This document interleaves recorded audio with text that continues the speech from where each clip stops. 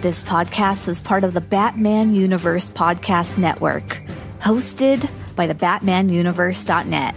Check out everything related to Batman and the entire Bat family at the BatmanUniverse.net, including news and original content related to comics, movies, television, merchandise, video games, and more. Also, check out some of the other unique podcasts that TBU has to offer.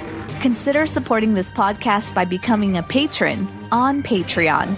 Even $1 can go a long way in supporting this content that you enjoy. Look for a link over at thebatmanuniverse.net to offer your support now.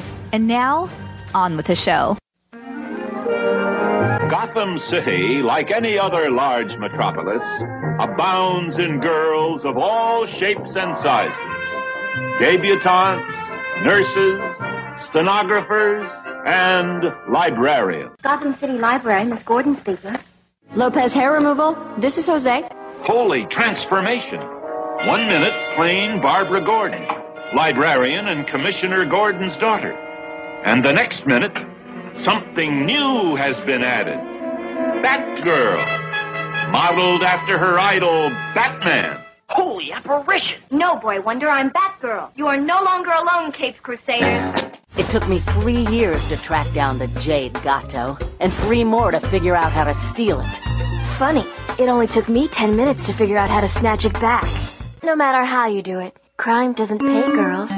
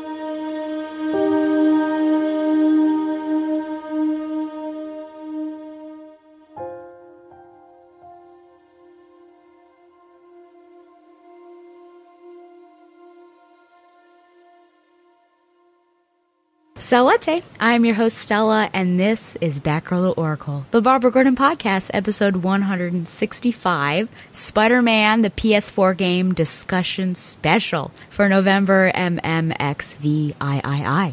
Batgirl the Oracle is brought to you by MileHighComics.com, your new and collectible comic book store. Mile High Comics has an inventory of over 5 million comics from the gold, silver, bronze, and modern age, and over 100,000 trade paperbacks. If you're not into the vintage stock, Mile High Comics also has a subscription service called the New Issue Comics Express, offering a discounted price for comics ready to hit the shelves. So if you're looking for vintage back issues or a great modern subscription service, be sure to check out MileHighComics.com. Well, this was basically the only reason to have a podcast, is because I can do whatever the heck I want.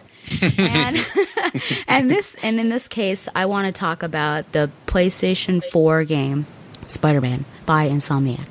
And should be no surprise, because I had done something similar with The Last of Us, 3 years after it had come out, and I've done Iron Fist as well. And I wanted to bring on a couple of my good friends, and friends that not only play games, but are also Spider-Man fans, so that we can have really great discussion. So coming back, after a while, he was on here. He's been on Last of Us discussion. He's been on the Iron Fist discussion. I put him through all these things, but I think this one will be the best. It's Gerard Delatour II.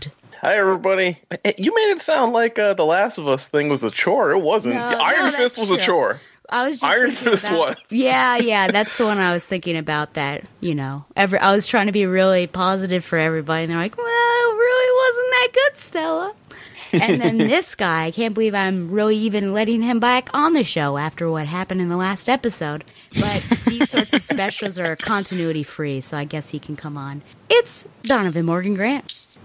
I knew I couldn't be introduced without some sort of like acid touched salt with your words.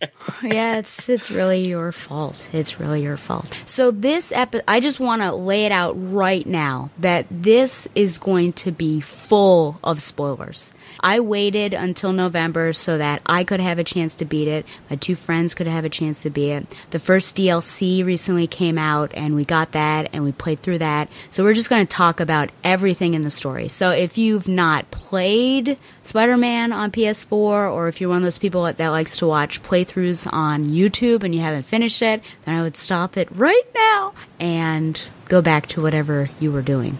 So that's your last warning. Dawn, this is actually a special game for you. Why is this a special game for you? Because like my current occupation at my job, you have a direct hand in it. That's true. I have not played video games in like new games, roughly in 10 years. I made a conscious decision when I was in college, because I legitimately saw classmates of mine fall by the wayside and fail their classes because they're way too into Halo 3 at the time. So I was like, okay, if I get sucked into video games like the PS3, which was the hot console back then I'll just flunk out like them. So the most of the games I played were kind of games I already owned or retro games with my brother. I really kind of removed myself from the gaming world, which I was really into when I was in high school. I mean, I played Ultimate Spider-Man and as we mentioned, the other Spider-Man games. I played Metal Gear Solid 3 and the Budokai Tenkaichi DBZ games and all that kind of stuff that everyone played. So I bought a PS4 specifically to play this game, and I was in GameSpot or Stop, I can never tell which, just kind of circling the place, constantly telling the person who kept on asking me what I wanted. I'm fine. Texting you saying, okay, what do I need for this game? Do I need like a 50 terabyte thing or whatever? Do I need to buy this separate thing? Do I need to buy the PlayStation Plus? Because I don't know what the modern kind of PlayStation gaming like rules and regulations are. I didn't know if I needed a season pass for this or that. I didn't know what. I just wanted to play the game, and I want to play this game because when they first debuted it, I was like, White Spider. I don't know about that, and the controls don't look dissimilar to the Spider-Man 2 controls. But the more and more I saw of it, the graphics looked really, really cool. The ability looked really fun, and I was just kind of sucked into it. And you had decided to get it before I did, so I was convinced to get it. And I just waited a week just to save some more money for it, because between the game and the system, it cost me nearly $400. Yeah, and I owe you to thank for a hell of a great time, because I absolutely love this game. Yeah, it's funny. We've got this interesting little connection here. So I was the one who led you through this, and Gerard was the one who led me through getting a PS4 for Uncharted 4. And Uncharted is very much the reason why I've gotten basically all of my systems, especially the PS3 and the PS4. But Gerard, what led you to get this game? I mean, when you found out it was Spider-Man, were you right on it, or did you have to wait to see a little bit more and then you decided to get it? Oh no, I was on board from day one when the game was first announced, because when they first showed it off, I don't even remember, was it E3 2016? Was that when they first showed it off? Yeah, it was pretty early. Yeah. And I remember they had that trailer and stuff, and it looked great. It came out of nowhere because no one was expecting it. But the thing that sold me on it was that it was going to be an Insomniac game. I said, okay, this is going to be quality. So yeah, I pre-ordered the deluxe edition, maybe a few months before it came out, and I was sitting there on September 7th, waiting there for it to finish downloading, and so I could not for finish down for the timer that. Unlocks it so that you can start playing it. Like, I was just sitting there waiting for it. Yeah, I remember seeing your post. Like, you posted a picture of, like, how many hours until you could start downloading. Mm-hmm. Which is pretty sick for them to do, but I guess that's the only thing they can do for it. Yeah, for me, I think I was also super happy for a Spider-Man game to be coming out. And it's not like we've been without one for a long time, so it's not like it's been years. I think the last one was probably the Amazing Spider-Man 2 movie adaptation. I could be wrong. Yeah. But, this was an original story. The trailer... just the designs were beautiful because the PS4 can do so much. And my only hesitancy was when I saw Mr. Negative, because this was when I was really starting to get back on board with Spider-Man. Really, I got back on board with Back in Black and then went through the pain of One More Day, and then I see Mr. Negative. And so I was a little unhappy that this is the guy because I kind of want somebody else. But the more and more I saw, I was like, okay, I've got to. I'm a Spider-Man fan. I've got to get this. So I ended up pre-ordering it, and I do not regret it. And it was probably one of the fastest games that I've beaten. I don't know necessarily. I mean, the story's not huge, but I 100%ed it faster, I think, than I've ever done. And that was just out of sheer enjoyment because if I had some time, I was playing this game. So just really quickly before we get into this, did you like it, yes or no? And that's where we're going to stop. So, Gerard, did you like this game? Well, we can't swear on this show, so I'll just say, heck yeah. Donovan, did you like this game? It could have been better. No, yes, I very much like this game. Oh my goodness. And I absolutely love this game. So there's the second warning. The first warning was this is going to be full of spoilers. Second warning is if you're looking for a negative podcast about this game, you're not going to have it. Yeah, we might have some criticisms here and there, questions, but overall, we loved this game, and so it's going to be something that's just like drooling and ever thankful for Insomniac just giving us something that Spider-Man fans wanted and deserved.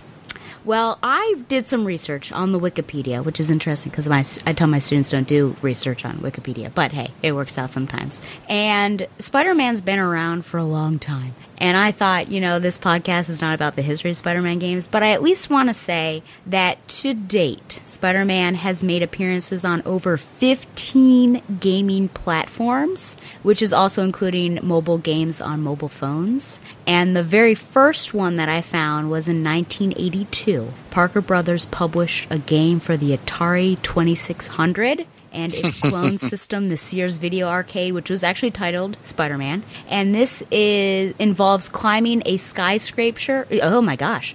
This involves climbing a skyscraper. There we go.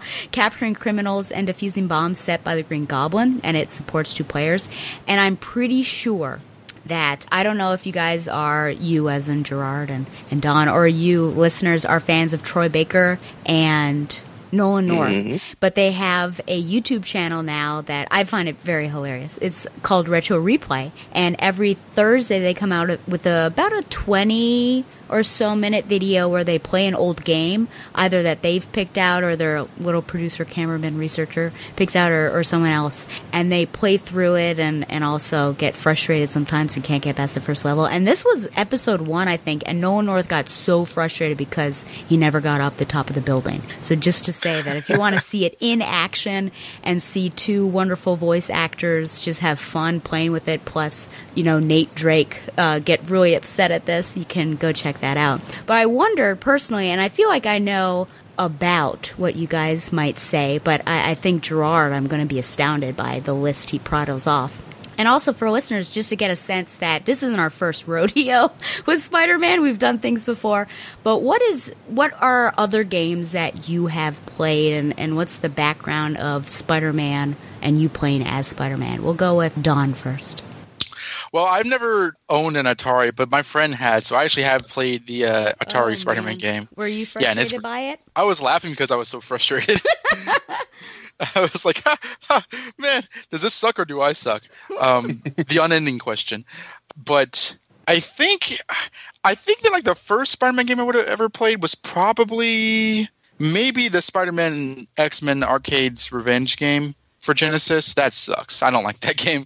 In terms of, I want to kind of start with my fond memories. Like my brother and I have a Genesis. So we've owned Spider-Man versus the Kingpin, which I know Crazy Chris has mentioned before, and that's a fun game. I think he's beaten it. I've actually not. But I think that like there's a trilogy of terrific, like classic, perfect Spider-Man games, and the first one that I want to bring up is the one on the original PlayStation / Dreamcast, the Spider-Man game by Activision, because that one was the first one to kind of really. It wasn't a side scroller. It wasn't a beat 'em up. It was kind of a platforming Spider-Man adventure game that was like a Spider-Man story. You had Stan Lee narrating. It involved Venom and Carnage. Reno Romano was the voice, and you could collect comic books and change your costumes, and you could wall crawl and shoot webs and tie people with webs. To me, that was like the first. Like I think that was a terrific fundamental Spider-Man game, and I think that. Without that one, this and some of his predecessors would not exist. I played the movie adaptation games of the Raimi films, and Spider-Man 2 is really, I think, the next major one in terms of the web swinging and dynamics, which this one borrows heavily from. Looking back on it now, I was actually surprised how little that holds up, only in terms of the graphics department, because it actually looks really, really rough for 2004. But like the web slinging dynamics, I mean, we all loved at the time. And I played Spider-Man 3. I don't think I beat it because I think I got kind of tired of it by the time I got to the end of the last fight. When I got a PS3, I did get Shattered Dimensions, but I never got really far in that. I think I got as far as beating Kraven, and that was it. Although I remember loving how the 2099 world looked. That was the last Spider-Man game I played. I didn't play Web of Shadows, and I remember guys in the crawl space talking about that. I didn't play the sequel to Shattered Dimensions. I forget what that was called. I never played. Isn't that Edge of something? It was called Edge of Time. Yeah, that's what Spider-Man Edge of Time. Yeah, I never got around playing that. I never played Web of Shadows. I never played Friend or Foe or the Ultimate Alliance Marvel games. And I think that was probably around the time that like either they came out too fast for me to catch up with, or I was kind of pushing games to the side a bit. But the last game. Oh, I should also mention Ultimate Spider-Man. That was definitely the last Spider-Man game I played, and I enjoyed that. I think I enjoyed that slightly less than Spider-Man 2, although I really loved the graphics. Yeah, this is the first game I've played since Ultimate Spider-Man. Oh boy, let's travel back to the year. Yeah, I can't wait. Oh, okay. Let's travel back in time to 1993, where a young lad named Gerard and his sister got a Sega Genesis. And one of the games that I loved, we didn't own it, but one of the games that we rented a lot was a game Don mentioned, Spider-Man versus the Kingpin. And to this day, that was, until I played this Spider-Man game that we're going to be talking about tonight, that was my favorite Spider-Man game because it was so cool because you could go back to his apartment, you could take pictures to make money. Like, it was a side-scrolling game on the Sega Genesis, so you know what you were getting. But it had so many little touches that made it great for Spider-Man, the little cutscenes in between levels and things. So to this day, I still have a lot of fondness for it. But Don talks about his beloved trilogy. There's a kind of trilogy of Spider-Man games on the Sega Genesis that I played the heck out of. And the first one was Spider-Man versus the Kingpin. The second one was the aforementioned Spider-Man and X-Men Arcade's Revenge, a game that's completely terrible. I beat it as a kid somehow. I don't know. I was really in the zone one day, and it's insane. It's really one of the hardest games I ever beat. And then, of course, I'm shocked Don didn't mention this. Maximum Carnage. Oh, duh. Yeah. I love that game. That's a classic. I mean, they had a kind of sequel to Maximum Carnage called Spider-Man and Venom Separation Anxiety, but it's not nearly as good. Right. Thank God no one's going to do any stories about the Life Foundation and Venom and all that nonsense anymore. All that behind us. But yeah, I went back and replayed a lot of the games that we've all mentioned so far, like while getting hyped up for the Marvel Spider-Man or the Insomniac, whatever we want to call it. And I was surprised by how well Spider-Man 2 holds up gameplay-wise. I don't like the visuals at all. And I think the combat kind of stinks, but the web swinging and stuff is still very fun. I think Spider-Man 3 is better than people remember. And I think Web of Shadows is a game that I always will come back to as... Until this new game came out, that was the gold standard for me as far as like combat and swinging and everything meshing together. Okay. But I'm gonna compare and contrast a little bit of that when we get to talking about the Insomniac game in more detail. But yeah, like I've been playing Spider-Man games for a very long time, and I've played almost all of them. I'm happy to say. Only ones I haven't played is Friend or Foe, and I didn't miss anything. Oh man. I missed a couple on the Super Nintendo, but that's just about it. I've played almost all of them, and I'm happy about that because in some way or another, they're all worth playing for good and bad reasons. Yeah. Did you ever play the wasn't there a Genesis game based on the 90s show? Yes, there was. I think it was just called Spider-Man. Yeah, but there was a game based on that, and I got to be honest, I could never figure out what was going on in that first stage. That was years ago, though. I got to go back and try that one again. Mm-hmm. That's one of the Lego I games think that's where the, I try to figure it. I think that's the only Genesis game I don't have a copy of, though. I still have all the other ones to this day. Yeah, I don't think I've gotten rid of any of my Spider-Man games either. That's fun to say. Yeah, so I do have a memory of being somewhere with an arcade game. I have no idea where it would have been. I feel like my parents were around. But I remember it was a beat-em-up. And I wonder what beat-em-up it would have been in the arcade. But I think I was probably Spider-Man because that would have been go-to. Do you think it would have been Marvel vs. Capcom? Like when I was small? Well, there was a Spider-Man arcade game that was a beat-em-up that had Spider-Man, the Black Cat, and two characters who were... I don't remember. Because I remember he was an option too, but I just don't remember who the other people were. That might have also been the Avengers arcade game. Oh, maybe that's what it was. Okay, so maybe that could have been my first one, but my real vivid memory comes from the 2000 Activision game Spider-Man, and boy, I loved that. Loved finding the comic books. Loved making fun of the Doc Ock, how Spider-Man, stuff at the end. I could sit there, and I had gotten so good at there that I could maybe not 2 hours. It might be though. Like I could sit there and beat the game in one sitting, and I just had memorized everything. I loved it. And then of course Spider-Man 2 Enter Electro came out the next year. Loved that. Maybe not as much as the first one. I don't think I played it as much as I did the first one. And then you get into the movie ones. So Activision almost was the pre-Naughty Dog, where whatever Naughty Dog puts out, I'm going to buy because I just trust them that it's going to be a worthwhile product. And I think at that time, Activision was one of those that I really trusted that they knew how to handle their superhero licenses until I played Iron Man, which was, I did not like that game. So I had all three of the movie games. Spider-Man 2, which I think is probably touted as one of the best. I think prior to the game that we're talking about today, one of the best ones, just with its open world, with all the side missions that you can do, the swinging mechanics, absolutely.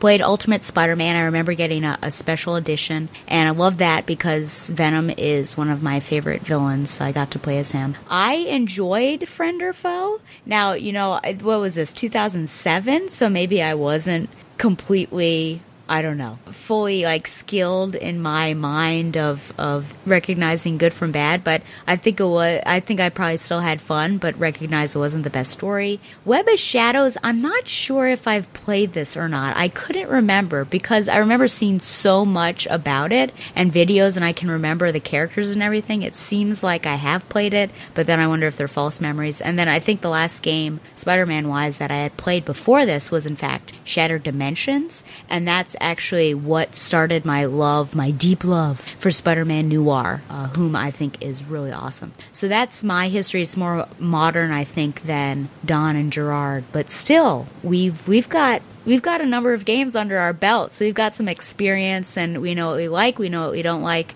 and story-wise as well as mechanic-wise. Okay. I just want to give just a quick shout out, because it's not a Spider-Man game per se, but like I am ride or die the Marvel vs. Capcom games, particularly the first two ones. Oh yeah.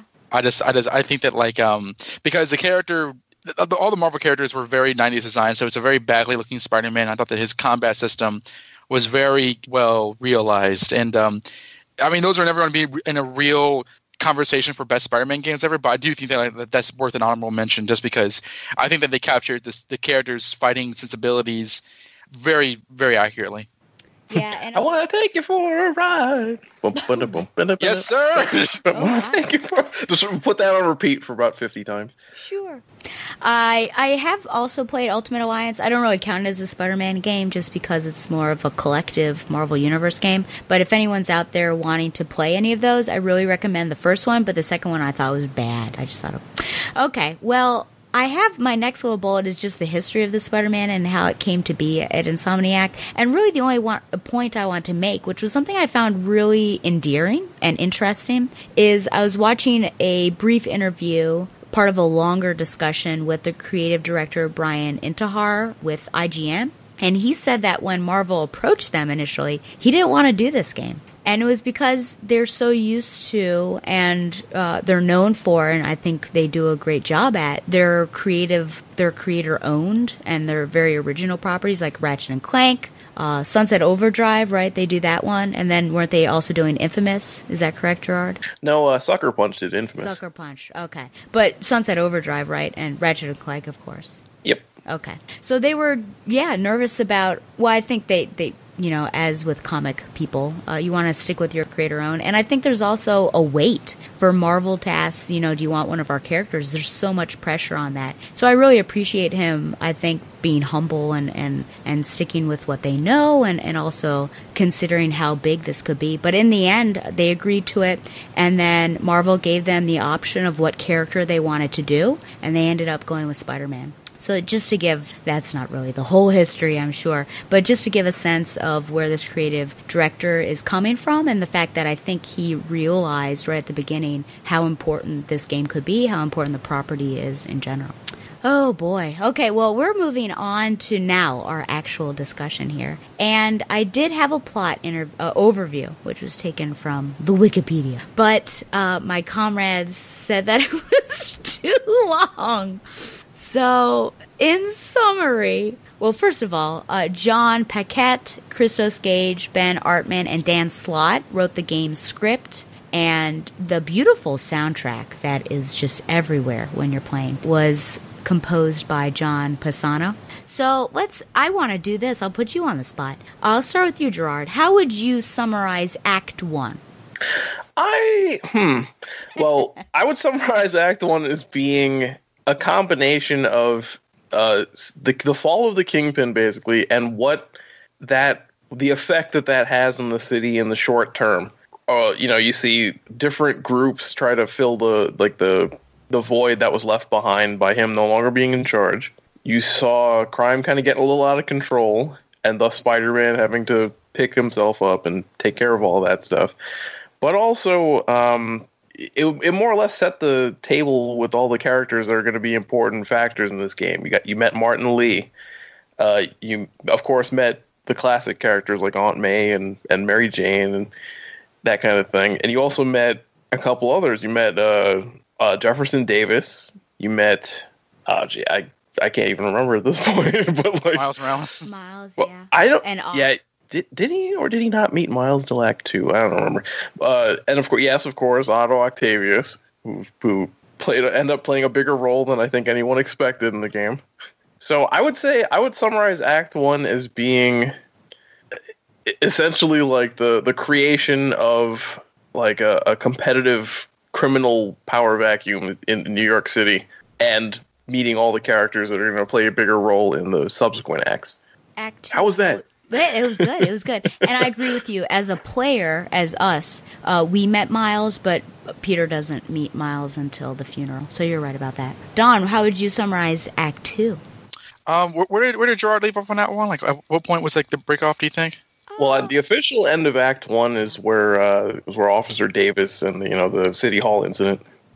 Okay, yeah. So I think that like Act 2 kind of gets more into, well, in the background there's a lot more of Otto Octavius kind of losing his mind, and you learn that he has like a neural disease, like he's losing kind of functions in his body. That's kind of going in the background, and slowly but surely he's kind of losing his mind and really investing himself in this sort of project, like sort of like limb replacement project that they're doing, which is his arms.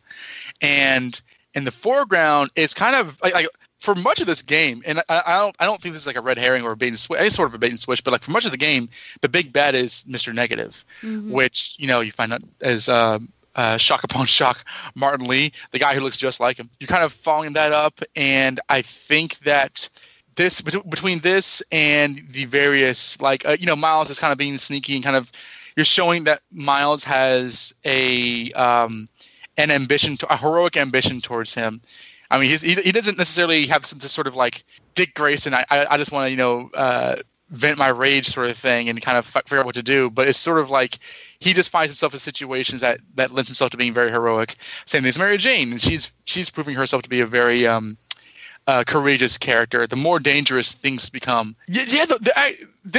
I think this leads into would this act break off with the raft scene or like and then so everyone the Sinister Six basically is assembled. Spider-Man gets his butt handed to him in true Spider-Man fashion. That's definitely like an act break. So I would say it gets into that where like Electro, the Vulture, oh gosh, who else? Is there Mr. Negative, of course, Rhino. And Scorpion are all broken out of the raft, the super prison, and the person who's in charge of their escape is none other than Otto Octavius and his new supervillain form because he's crazy, Dr. Octopus.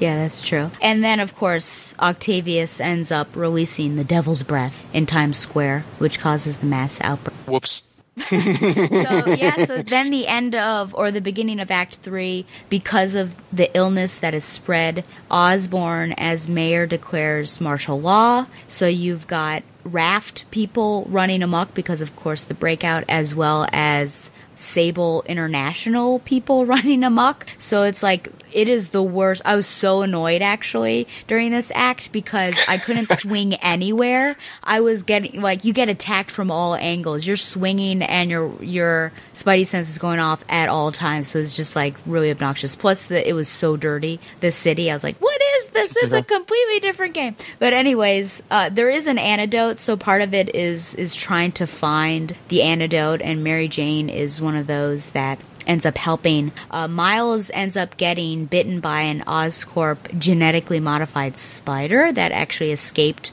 when Mary Jane Watson was inside. So I was waiting for that to happen. So we can talk about that later. And then Peter decides to build, his final confrontation, he decides to build an armored suit and confront Doc Ock, and they end up fighting each other, and it's revealed that Octavius knew that Peter was in fact Spider-Man, and there's just this really emotional conversation between the two of them of how much Peter loved. I think he loved, respected, modeled himself after him to a certain extent, and then just feels so betrayed. And Ock tries this sort of sympathy play, but that doesn't work out. So he ends up taking him out. And then through all of this, because of this outbreak, Aunt May has never stopped, because she's been volunteering at the Feast Center, and she's never stopped helping people, and she actually got sick as well. And so Peter has the antidote after that fight, and he goes to the hospital, and he can save Aunt May with this one antidote, or have the antidote replicated to save thousands. It's revealed on her deathbed, unfortunately, that she also has known for a while that Peter is Spider-Man, and then in a very emotional scene, which we really need to talk about, just how it was directed and choreographed, she passes away because he makes that decision really hard for him. So then afterwards, 3 months later, apparently, according to Wikipedia, New York is somewhat back to normal. Osborn resigns as mayor. Peter and Mary Jane actually get back together, so they've been broken up this entire time.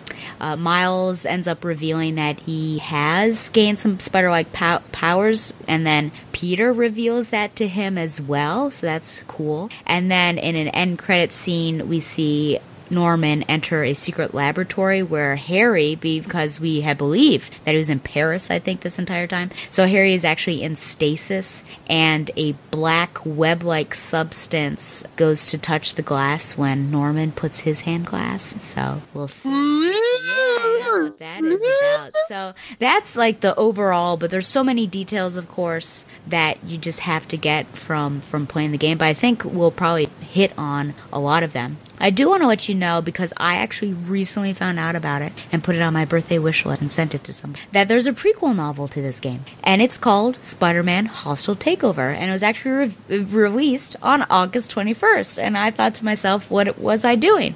So it is written by David Liss, and it details Spider-Man's conflict with the Kingpin as he attempts to blackmail Mayor Osborn into making him the city financier. And it also charts the end of Peter and Mary Jane's relationship, which apparently the end was caused by Peter's overprotective nature, which, once you know that, I think brings that one conversation, the first conversation in the diner, it makes more sense when she asks him, do you even know why we broke up? And he says, is this a trick question? It also introduces the game's version of Echo, which this is from Wikipedia, and I was trying to think of, when did I see Echo? But maybe in my second playthrough I'll find her again. And also Blood. She's a Daredevil character. Yeah, I don't remember seeing her in, maybe that's a hint that she'll be coming out then. Someone spoils something. But anyways, just to give you a sense of this. And this timeline is, he's been Spider-Man for 8 years, is that true? Yeah, that's we gotta talk about the timeline. Oh, yes. Okay. So just to give you a sense of where we're coming at with this game, and then if you're really interested, I'm going to read this novel, so I guess you might hear about it on my literature recommendation. But that might be something to just bring your experience full circle. Okay.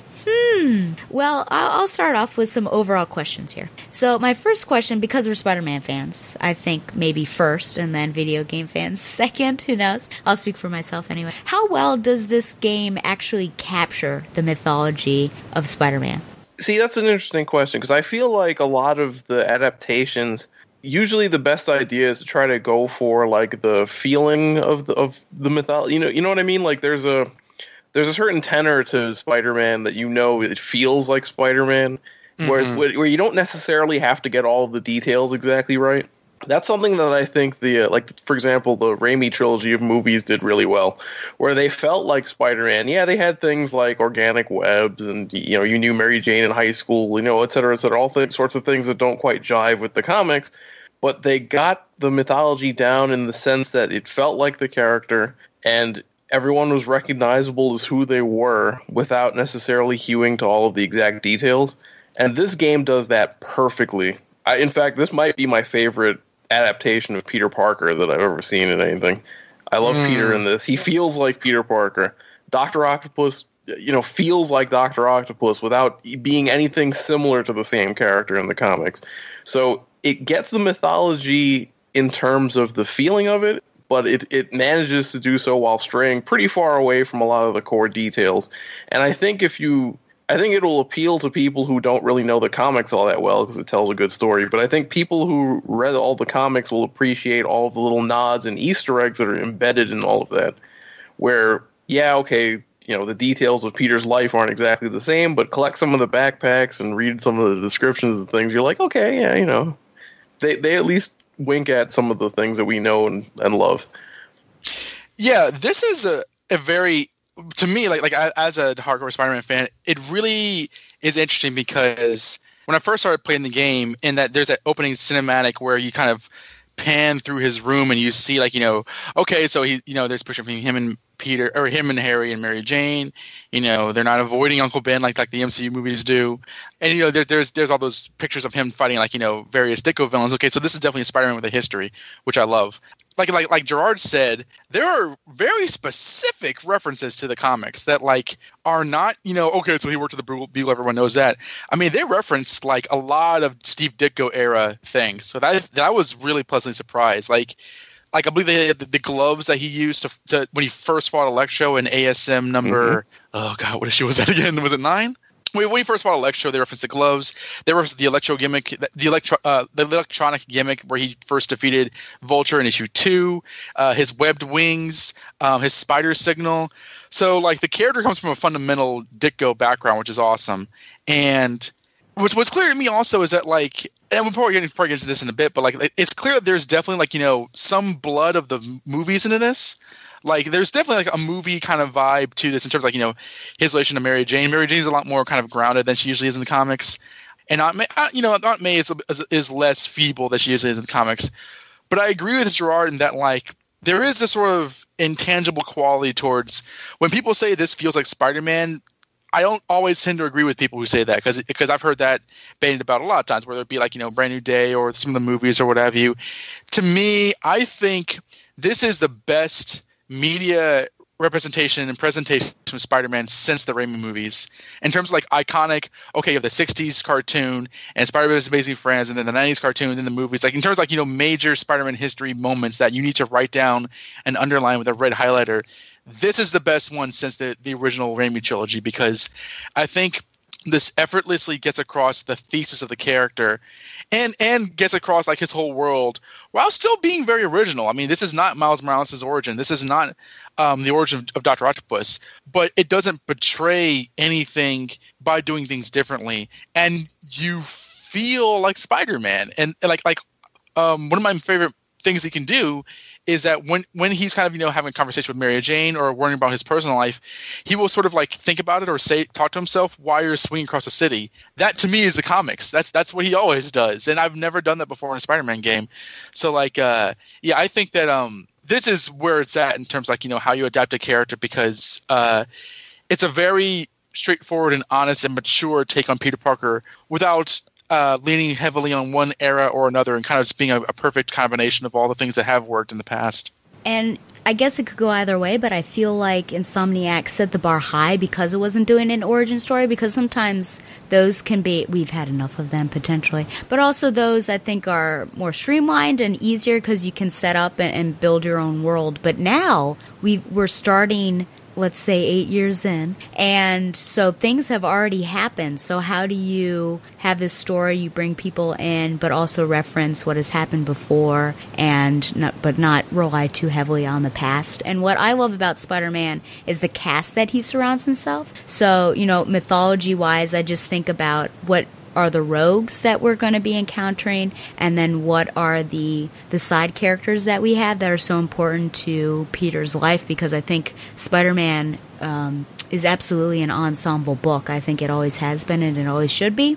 And so how are we developing those characters? How are we bringing them in? And so I feel like it does such a great job. And you're right, Gerard, that we've got the sort of the ideas of it, but the details might be different, like Mary Jane, but hey, she's not a model, she's a photographer, she's an investigative reporter, but you still have her, you still have that relationship between the two of them, and her sweet nature as well as her bite as well, I think, and Aunt May being a real caretaker. And then you have a great group of rogues as well. I would say the most recognizable, Martin Lee will talk about. I think that was, a Dan Slott situation, which is one of the reasons I was a little hesitant about it. But I think this does a great job. And I was thinking about, how well does it reach both us who are fans of Spider-Man from the comics, well, everything, but, you know, we very much love him in the comics and have history with that, as well as people who might, especially now, I think with the generations coming up, know him just from the movie. And I think it does a great balancing job of both, because I think people who do just know, let's say, Tom Holland, they can have that fun, enjoyable ride and learn about these new characters potentially. But then for us, there's so many details, like you were mentioning, Don, that would pass us by if we had no understanding. One of my favorite things, which is such a small detail, and we're going to get into details, but on the social media, it was it was John Jameson, and he had tweeted from space, like how beautiful, you know, the Earth looks. And then he actually mentioned, like later on, it said that he was coming home and someone like replied to him, you know, be safe and everything. And I thought, oh my gosh, you know, John Jameson. It also got me really hyped because I thought of one character that they never used that could be a really awesome villain to fight, it would be Man-Wolf. But, you know, just like little details like that, you know, I'm sure I think there are more obscure references that I have also missed because I'm not the know-it-all of the Spider-Man verse, but just little details like that also just catered to me, and it got me super excited. Are there anything, do you agree that it balances well for newbies and veterans? Oh yeah, because it does. I think it does. Because as long as it tells an engaging story, I think you'll get new people. Because that's the thing that they value more, because they don't really care about the details of like, because they're not going to know the difference. But I think there's enough of the little details to get like comic fans really interested too. And not to say that we don't love like a good story or anything like that, but like, you know, usually if you're a huge comic fan, you're going to want to see a little bit of the stuff you recognize, and we had plenty of that. I mean, like, you know, you're talking about the little details. Like, I'll give you one that I'm not sure too many people caught.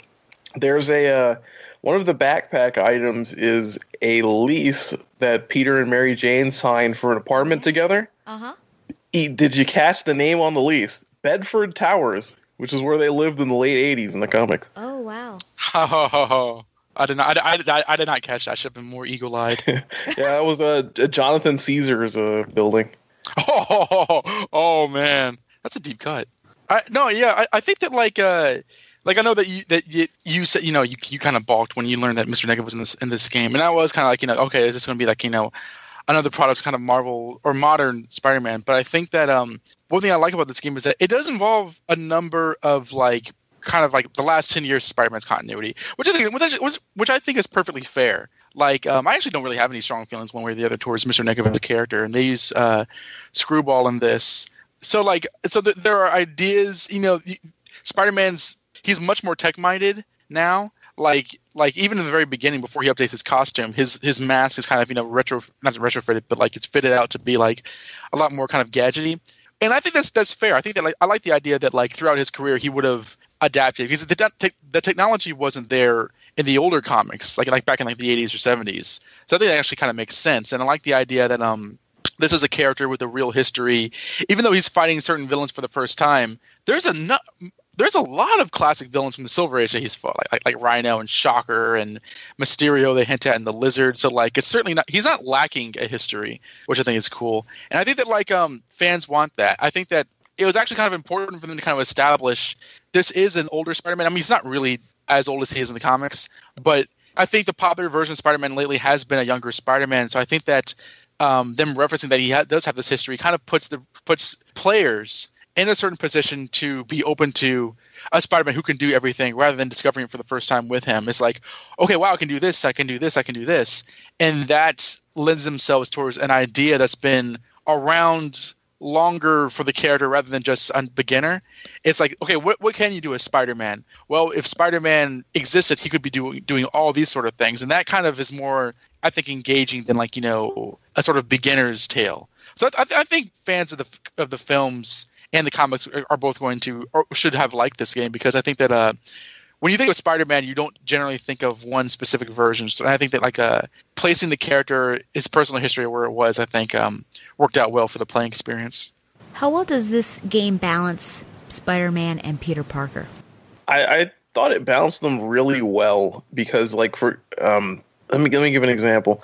A lot of times people like gamers will want to play as Peter Parker, and I never really got the appeal of that because I want to be Spider-Man. I want to jump around and do stuff. What this game did really ingeniously was that it tied the two of them together. So, for example, Peter in this game is actually working as a scientist. He's working for Octavius Industries. And when he needs to go fix his costume and do some upgrades, he goes to his civilian job to do it. Or you see him visit the Feast Center because he wants to ask Martin Lee some questions about something he found as Spider-Man. So he goes and takes the costume off. He's Peter Parker. He goes and does it. I think what this game does well is that it lets the Peter Parker stuff and the Spider-Man stuff inform each other so that it ties together cohesively. It doesn't feel like two different characters, basically. You get the impression, yeah, this is something that he would do a lot. He would use his civilian job to assist his Spider-Man stuff. Like Don said, it's kind of teched out. He has he can detect things through his eyepieces. He has some kind of light radar kind of elements to it. But also that he can, as Spider-Man, investigate people that he comes across as Peter Parker. And I think that the way that the game dovetails that stuff is, first of all, kind of unique for a video game, but also probably the best way to do it without making it too intrusive that you have to be Peter Parker and having it take away from the fun of playing as Spider-Man. I remember when the 2003 Hulk movie came out, I think there was a video game tie-in, and I remember reading the back, and it was like, play as Bruce Banner in spy missions or whatever, and I just remember that sounding hilarious to me, because it was like, first of all, that's not really the character, and two, like what kind of fun is that? Wouldn't you want to destroy everything as the Hulk? This is before that, like the much more iconic, I forget what it was called, like a Incredible Hulk video game. Ultimate Destruction. Ultimate Destruction, yeah. Of course it's called that. Why wouldn't it be? Yeah. But I think that, I think Gerard's right in that, one informs the other, just like the character. I was really surprised how much, because I think that this is the first Spider-Man game to really put forth a real Spider-Man kind of story. And I kind of have to be specific when I say that, because the PlayStation/Dreamcast game, it was Venom kidnapping Mary Jane because, some all this kind of stuff, and Doc Ock was behind it all. That's a Spider-Man story. And, Spider-Man versus the Kingpin and Web of Shadows was all about the symbiotes, and Shattered Dimensions was multiverse stuff. But this one is when you're playing as Spider-Man, you're assuming Peter Parker's life, because Spider-Man is the story of Peter Parker. It's not a situation where he actually is Spider-Man as an identity. So I really liked how your love interest is involved, and you need to rush to save Aunt May or Black Cat, for instance. The people that the supporting cast that there's a real sense of kind of guilt towards letting them down or trying to save them. And I really like how that's brought in here. It's like this game isn't ashamed to put that out there. And I don't know why that's anybody would be, because that's the appeal of the character. So I think that what helps make this, in my opinion, one of the better Spider-Man games is that it's an understanding as to why Spider-Man's so appealing. And that's because of his double life. And the fact that they were so embracing of his double life to carry the story, I think really pluses it. I think that it's just that understanding that makes it fun. It's not just a beat 'em up. It's an exploration towards his life. There's a reason why I want to get the pop fig of this Spider-Man, but there are two of them, but the one where you actually see Peter Parker's face and he's holding the mask. It's because, I think it blends it so well. And I remember Don texted me at one point and said, what do you think of these science missions? And I actually really liked them. I liked being Peter Parker and getting to see that side of him. Yeah, he could have been in the lab in a Spider-Man suit, but I think it would have just felt different. And it was awesome to get to work with the chemicals and line up the spectrograph and then the circuitry. I loved those. Maybe I'm just a nerd because of that, but it just works. It works so well. And I think it humanizes him even more than he is already for us comic fans. But to swing around and fight bad guys and then be on, a date with Mary Jane or go to the town city hall thing, which those were movies, so you weren't necessarily playing with him. But also having this relationship with Doc Ock as Peter Parker, I think was really big. And visiting Feast, and my first playthrough, I feel like I spent more time than I should have in Feast. And at one point I did a little mission, which you didn't get any credit for, but it was pick up pieces of trash. And there were 3 items, there were 3 messes to clean up. And I found all 3 messes and cleaned them up. And you could, I don't know if you guys found that, but I did not do that. Okay. See, you know, I was like talking with the homeless people in there. You could always engage with the two that were playing chess. They always had some sort of complaining conversation. And Gloria that you first meet on a mission and send her to feast. You can always have a conversation with her. So just like you're able to interact with people that you're not able to interact with as Spider-Man. I think they do an awesome job of that. And yeah, I like it. By the way, can I just jump in and say something about Gloria because I don't think we'll ever have a chance to mention her again. Oh, that's true. I didn't mention her. Is it strange that she has a complete story arc in this game? You meet her help saving her from criminals, right? Yeah. But she doesn't want to get the help from Feast, and he tells her about the wheat cake, so she goes there. Yeah. And then you see her in there all the time, and then towards the end of the game, she's not there anymore. And you found out, and if you you ask around, you find out it's because she got back into contact with her family again, and they accepted her back. So she actually left Feast Center and went back to living with her family and things like that. And she got a job because she got a job yes. at like a coffee shop, I think. Mm-hmm. So she actually has a complete story arc. That's just endearing and something you could easily miss if you weren't paying any attention as Peter Parker. But that's a good example of what we're talking about, what you just mentioned, where the Peter Parker stuff in this game actually feels significant because of little things like that. Yeah.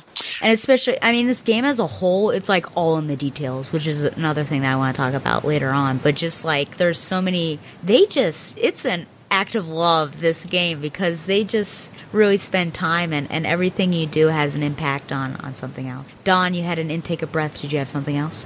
Oh, I was just shocked and appalled by everything I was saying. No. By Gloria? Well, yeah, about Gloria, I don't know if I knew, her. I definitely tried to keep up with her, but I think I lost track of her throughout the game. I don't think I knew about, what had happened to her, but I remember upon completing the story, I was talking to a mutual friend of ours, and he said that... Not him, please. No, it wasn't Bertoni. Does not play this game. It was Alex Evangeli, and he asked if, they mentioned Gloria taking over Feast, and he was like, was that Gloria Grant? And I was like, I don't remember her being referenced in the game, maybe in that bugle letter, but I remember, oh wait, it's the woman you save in the beginning. So I didn't know about that she takes over Feast from Martin Lee in May, but I don't think I knew about the coffee shop job. So that's interesting. Is it fair to ask how this game ranks for you? Could you put it somewhere on a list? On a list of Spider-Man games? Yeah, how does it rank for you? I don't know if you want to say that till the end, but okay. I can definitely. We can do that if you feel like that's a better place. That might be a better place. Okay, I'll keep you strong. As would you recommend this sort of thing? Yeah. Before we get into the story, I just wondered what you thought about, and since I sent you my notes, don't read the thing in parentheses because that's my answer.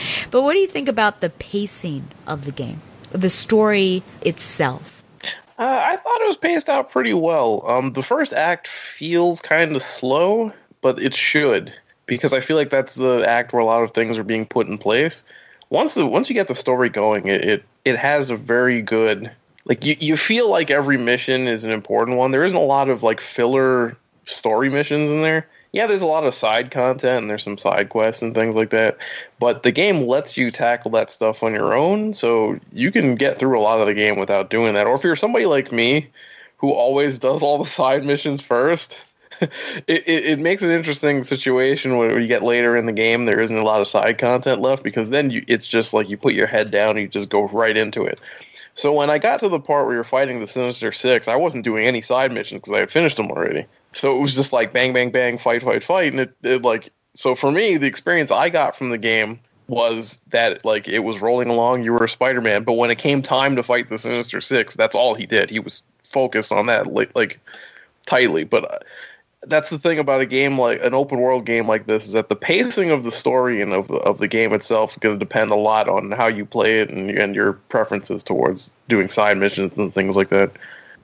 I remember this being a thing, I think, in the Spider-Man 2 game, although it's been forever since I played it, is that every time I was close to zeroing in on the story destination, the bloody police needed me again, and there was always some sort of robbery going on. And I felt, as the character, it was my responsibility to answer those calls of distress. So I would always kind of jump off the building and swing towards wherever it was, and I liked it. I was never frustrated, and to kind of refer back to what Stella was referencing about like the science stuff with Peter Parker. I like those too because I thought those were pretty fun brain teasers. I never felt irritated by anything in this game. Whereas Spider-Man 2 was infamous for its like pizza missions and the kid with the balloon. No. There's a reference to the balloon kid in this game. And it's a nice one. It's not as vicious as the one in the Ultimate Spider-Man game where Venom eats a kid. Oh man, well he was hungry. Yeah, like I actually when replaying it got to that part where this kid made me a picture because I saved his balloon. I thought that was nice and not violent. I like kind of going around and taking my time doing side missions, saving people because it feels like that kind of incessant needing and kind of distracting feels like Spider-Man to me. It feels like, okay, Aunt May needs me to come to feast, or I need to help Dr. Octopus with this one thing.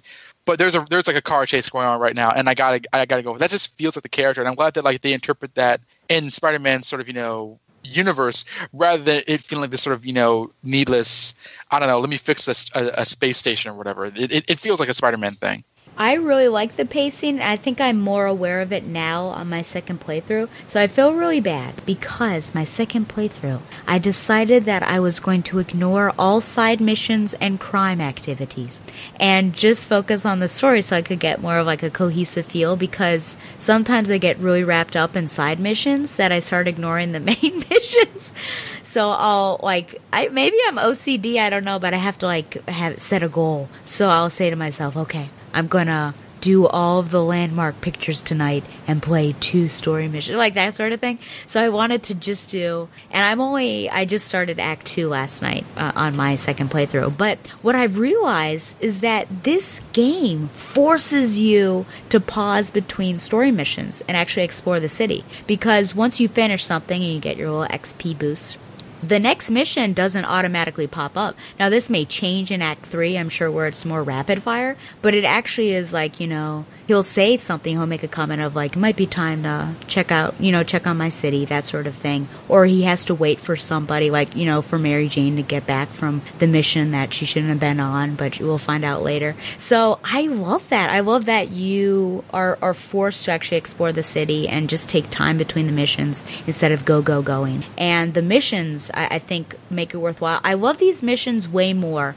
Another concern, and I think reviewers also come up with this, is, how redundant is it? I remember watching a couple playthroughs of like maybe the first 20 minutes or so, and then watching on IGN somebody talking about playing through the first hour, and someone was asking how redundant did the missions seem. And I remember Spider-Man 2. I love Spider-Man 2, the video game, but I feel like it was the same missions over and over again, which was a little annoying. Maybe, Gerard, you played it more recently, so you might disagree with me. But this one, I felt like, with the exception of the crimes, because, it's either a drug or a mugging or a kidnapping, or there's like a hit and run, But there are enough that you're not getting bored and you're not getting annoyed that, oh no, I've got to do this sort of thing again. So I like how it's all spread out. And I thought that they paced the story really well, like technically.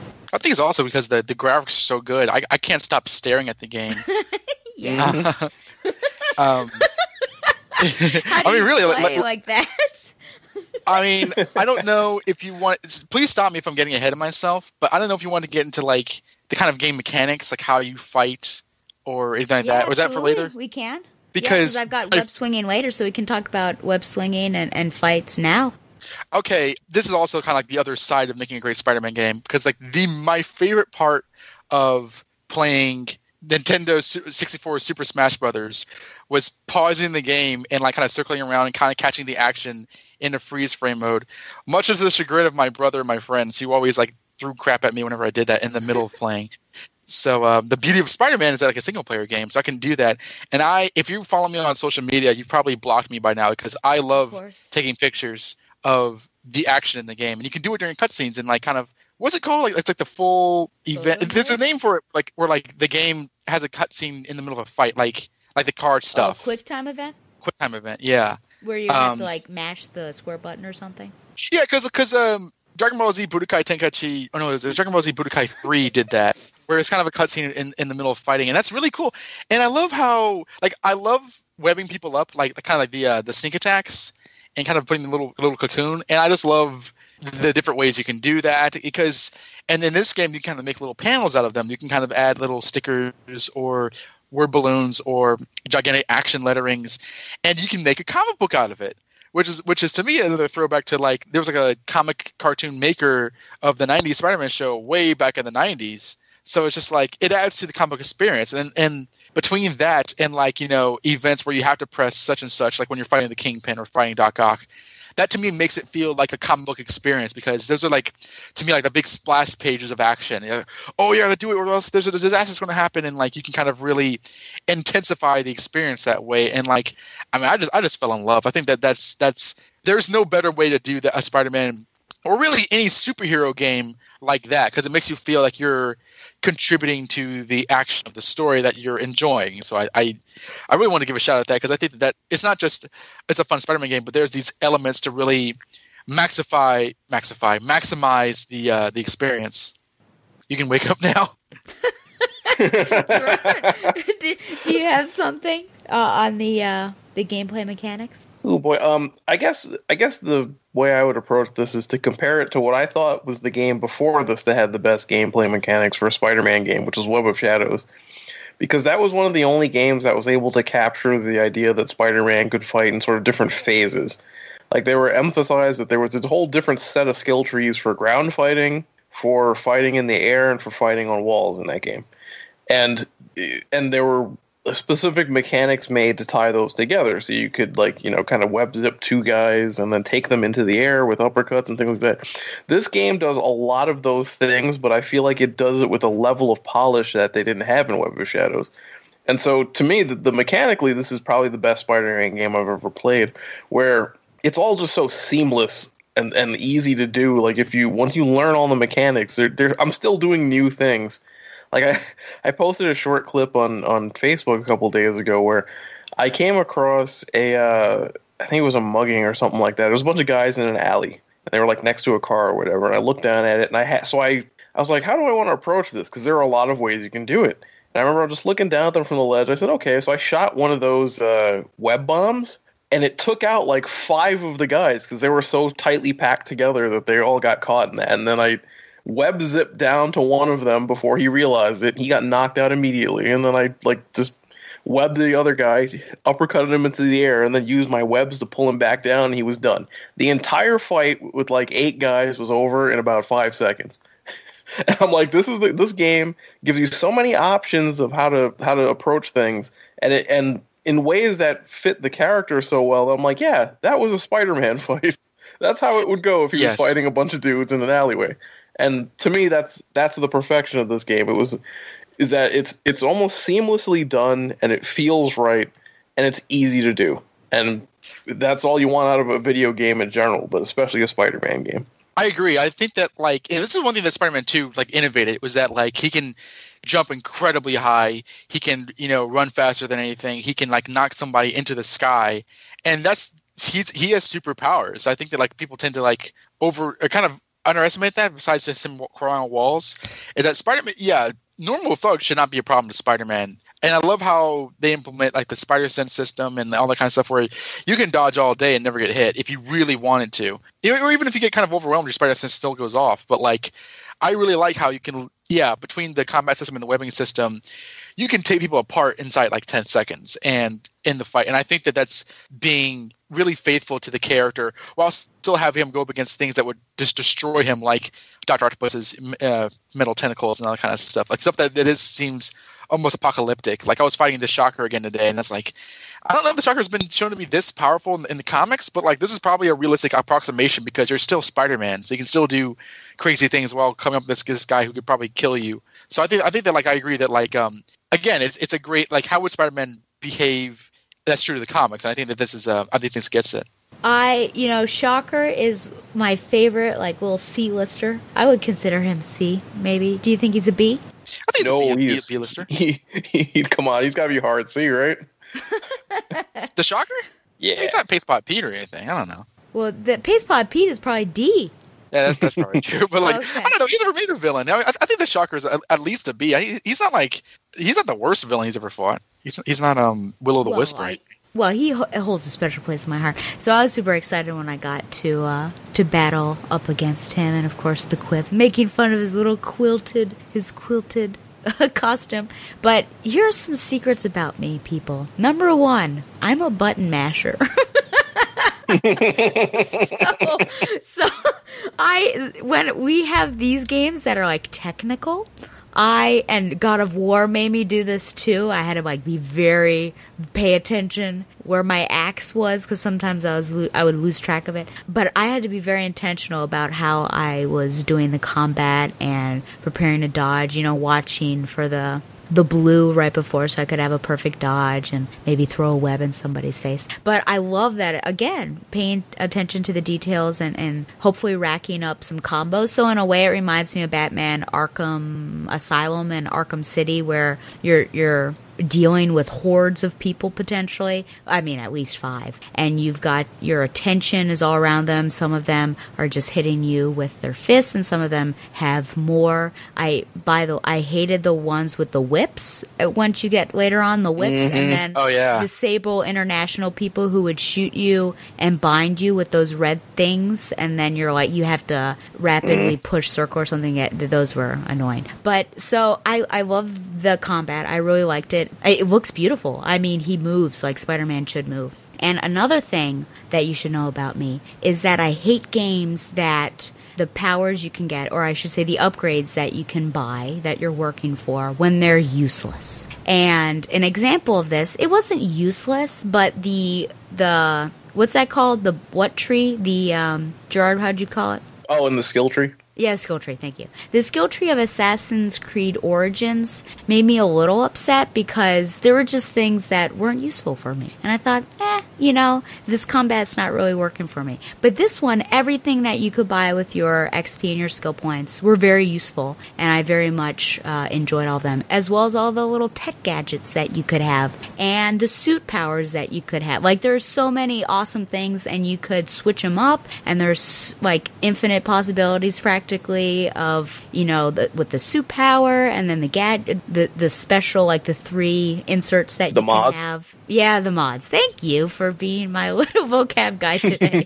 Yeah, it's just, I loved it. And then the swinging as well. Here's the third secret about me, is that I'm terrible at the swinging missions. I love swinging through the city. I don't like chasing after things. It just takes me an incredibly long time. I feel like I'm making good pace, and then something happens. Like, I turn too quickly and I hit a wall, and then all of a sudden I'm 100 meters behind them. And I don't like chasing things down or having to go through rings, which I had to do. So that's the third thing. Okay, in fairness to you, though, the drone missions are terrible. Okay. The drone challenges might be my least favorite thing in this game, actually. Oh, my God. I didn't love it either. And then the screwball ones, I feel like, are even worse. Where you have to do her crazy, like, here's a photo bomb! And then you've got to go in a very specific order and shoot down those electrical things. Those were even worse. But I'm just bad at swinging missions. I don't know why. But anyway, but the swinging is still amazing. I love when you can upgrade on the skill tree and do tricks. And so, I just, it's wonderful. I have no complaints about the fighting or the swinging mechanics. You brought up the Batman Arkham games. Yes. And I'm going to want to address something that I know someone's going to accuse me of on Facebook before it even happens, okay? Because I'm kind of on the record that I really don't like those games. Okay. Very much. I like the first one. But I don't like the way that they break down, like, the stealth. And it's very... you walk into a room that's full of gargoyles indoors, and like, okay, this is a stealth room. Or you walk into the next room, you're like, okay, this is a combat room. And I wanted to address something about the... Are you going to be a hypocrite? No. A lot of people... Donovan doesn't like hypocrites, because frankly, it annoys him. You're damn right. Oh, don't even get me started on that. We're being civil here. But... The reason I like the combat in this, and I don't like the combat in the Arkham games, even though they are clearly, like, the Spider-Man is clearly inspired by the Arkham games, is that unlike Batman, I feel like Spider-Man is not... Batman controls in those games like he's weighed down by lead, Oh yeah. He has a very heavy amount of gravity, and that makes it not fun because moving around, it's like you're moving in mud. You know what I mean? Whereas Spider-Man is the exact opposite. He moves around quickly, and more importantly, there isn't a counter button; it's a dodge. And I feel like that makes all the difference in how the fights are paced because they're way faster because of that. And since Spider-Man can jump higher and he can move faster, it's a lot more entertaining to strafe guys, to dodge, find the right opening, and then hit the opening is just so much more fun. And also the fact that, unlike with like the Arkham games, where if you have a stealth section and you go off of the stealth, you are done because Batman can't be shot at like more than like 3 times or something. Right. I feel like this game allows you more options, like we were talking about, where you can choose, and if you're good at it, you can go through a whole section of guys when you show up with it, and you can take those guys out that way because, again, Spider-Man is fast and quick, and he can actually dodge and all that stuff. So I feel like those two things are the big differences, and they make a vast world of difference. So I just wanted to get that out there before anybody starts complaining to me about that later. I think I agree with you because I remember, people on the internet were eager to say, oh, well, this is a lot very Arkham inspired, and maybe inspired isn't a million miles away from the truth, but I think that like the combat system just fits Spider-Man like a glove. Like it's not, I don't care whether it's a ripoff or not. And I've only been like 20% into the first game, so I've not really played most of those games. Although Stella and I did play a demo of Arkham Origins at Comic-Con, but like I think that like, sneaking down and grabbing people or kind of doing the whole upside down web line from the ceiling and stuff and kind of, picking people apart without them even realizing it. That is Spider-Man. And I think that's one of those things that a lot of portrayals outside of the comics have never done. Like there's that scene in the DLC, the heist story, where he webs a guy's hand to the car, and he's just like kind of creepily crawling towards him, and the guy's just freaking out, and Peter's not saying a thing, and then he's like, hi. And then the guy just freaks out. Like, that's Spider-Man. Spider-Man does play the kind of creepy stalker, kind of like you don't know what he's thinking kind of mode. And I like doing that because there's a number of ways he can kind of jump into a situation that's not just swinging through an open window. So I would agree that, like, any comparison towards the Arkham games is kind of besides the point because is it true to the character? And I think it very much is. I have nothing to add to that. So I would like to, I loved the stealth ones. I was pretty bad at them in the beginning, but now I'm really using them because I'm on ultimate difficulty. So I'm trying to limit the amount of person-to-person interaction. So, I'm just being super cautious and I love it. And sometimes I get really into it and put on my noir costume so I can really be in the stealth. But we'll talk about more of that when we get to our costume talk. So let's talk about the story. So we broke it down, and I've got some specific questions per act, and then we'll get into characters. So with the first act, as Gerard summarized, basically the fall of Kingpin happens right at the beginning. There's a power vacuum, and then we've got the rise of the demons, and at the very end, there's the reveal that Martin Lee is in fact Mr. Negative, or at least the big bad. I don't know that he has a name at that point. But what expectations does the game lead you to have once you find out that the Kingpin is the first boss that you put him away basically immediately? So I mean, is that setting the bar pretty high? I mean, what did you feel like when you find out that Kingpin is number one boss, and then after that, who knows? I loved that because it ties into something we discussed earlier, which is that this Spider-Man has a history. It felt like we walked in toward the last 5 pages of a Spider-Man comic where he's going to go take down the Kingpin. And so, like, to me, that was great in establishing that this is a Spider-Man that's been out there and as Spider-Man for a long time. And they really get that across in the dialogue that he's having with Captain Watanabe, where they're talking on the phone. He's like, I want to be there when this happens. I've been fighting him for a long time, that kind of thing. And so that opening is great because it gives you a splashy opening to open your game with, but also because it's perfect for the tone that they're trying to set of this being a more experienced Spider-Man. That you're coming in at the tail end of him fighting the Kingpin, and then from there, it's almost like a whole new world where no one knows exactly how the city's going to react to it. That's a great place to start the story because it feels like you're what's the term, Stella, in medias res? Yes. Where you're coming in like well done, right, sir. I didn't study Latin, but I might have picked up a little bit here and there. I would agree. I think that I was surprised that the Kingpin was basically a boss fight that you start off with, and I really liked kind of running into the building and fighting through everything, and I liked how it was very established that they're very familiar with each other. He's like, all these years you're still a child. Well, that's part of my charm, isn't it? Like, I was like, oh man, this is freaking classic. I liked how the Kingpin, would stick goons on you, then attack you himself. Like he was a legit boss fight. There's always a debate about how much damage the Kingpin should take on Spider-Man, but it's a very Romita era comic book Spider-Man fight. So I think that was really cool. And I liked how throughout the game, Fisk, he's not in the game, but he really has a presence throughout the game, which is as it should be. Cry my livelihood. It's really felt that the Kingpin was around for a very long time, and they're constantly remarking on him. I mean, there's that line where he's like, well, at least Fisk liked New York. He kept certain things in order. Wait a minute, do I miss him? Nah. That to me feels like, okay, if Fisk is the first boss and he's out of the picture, he still has a shadow felt throughout New York. That's the Spider-Man comics. So it's like they really, more than anything else, they did right by the Kingpin, I thought.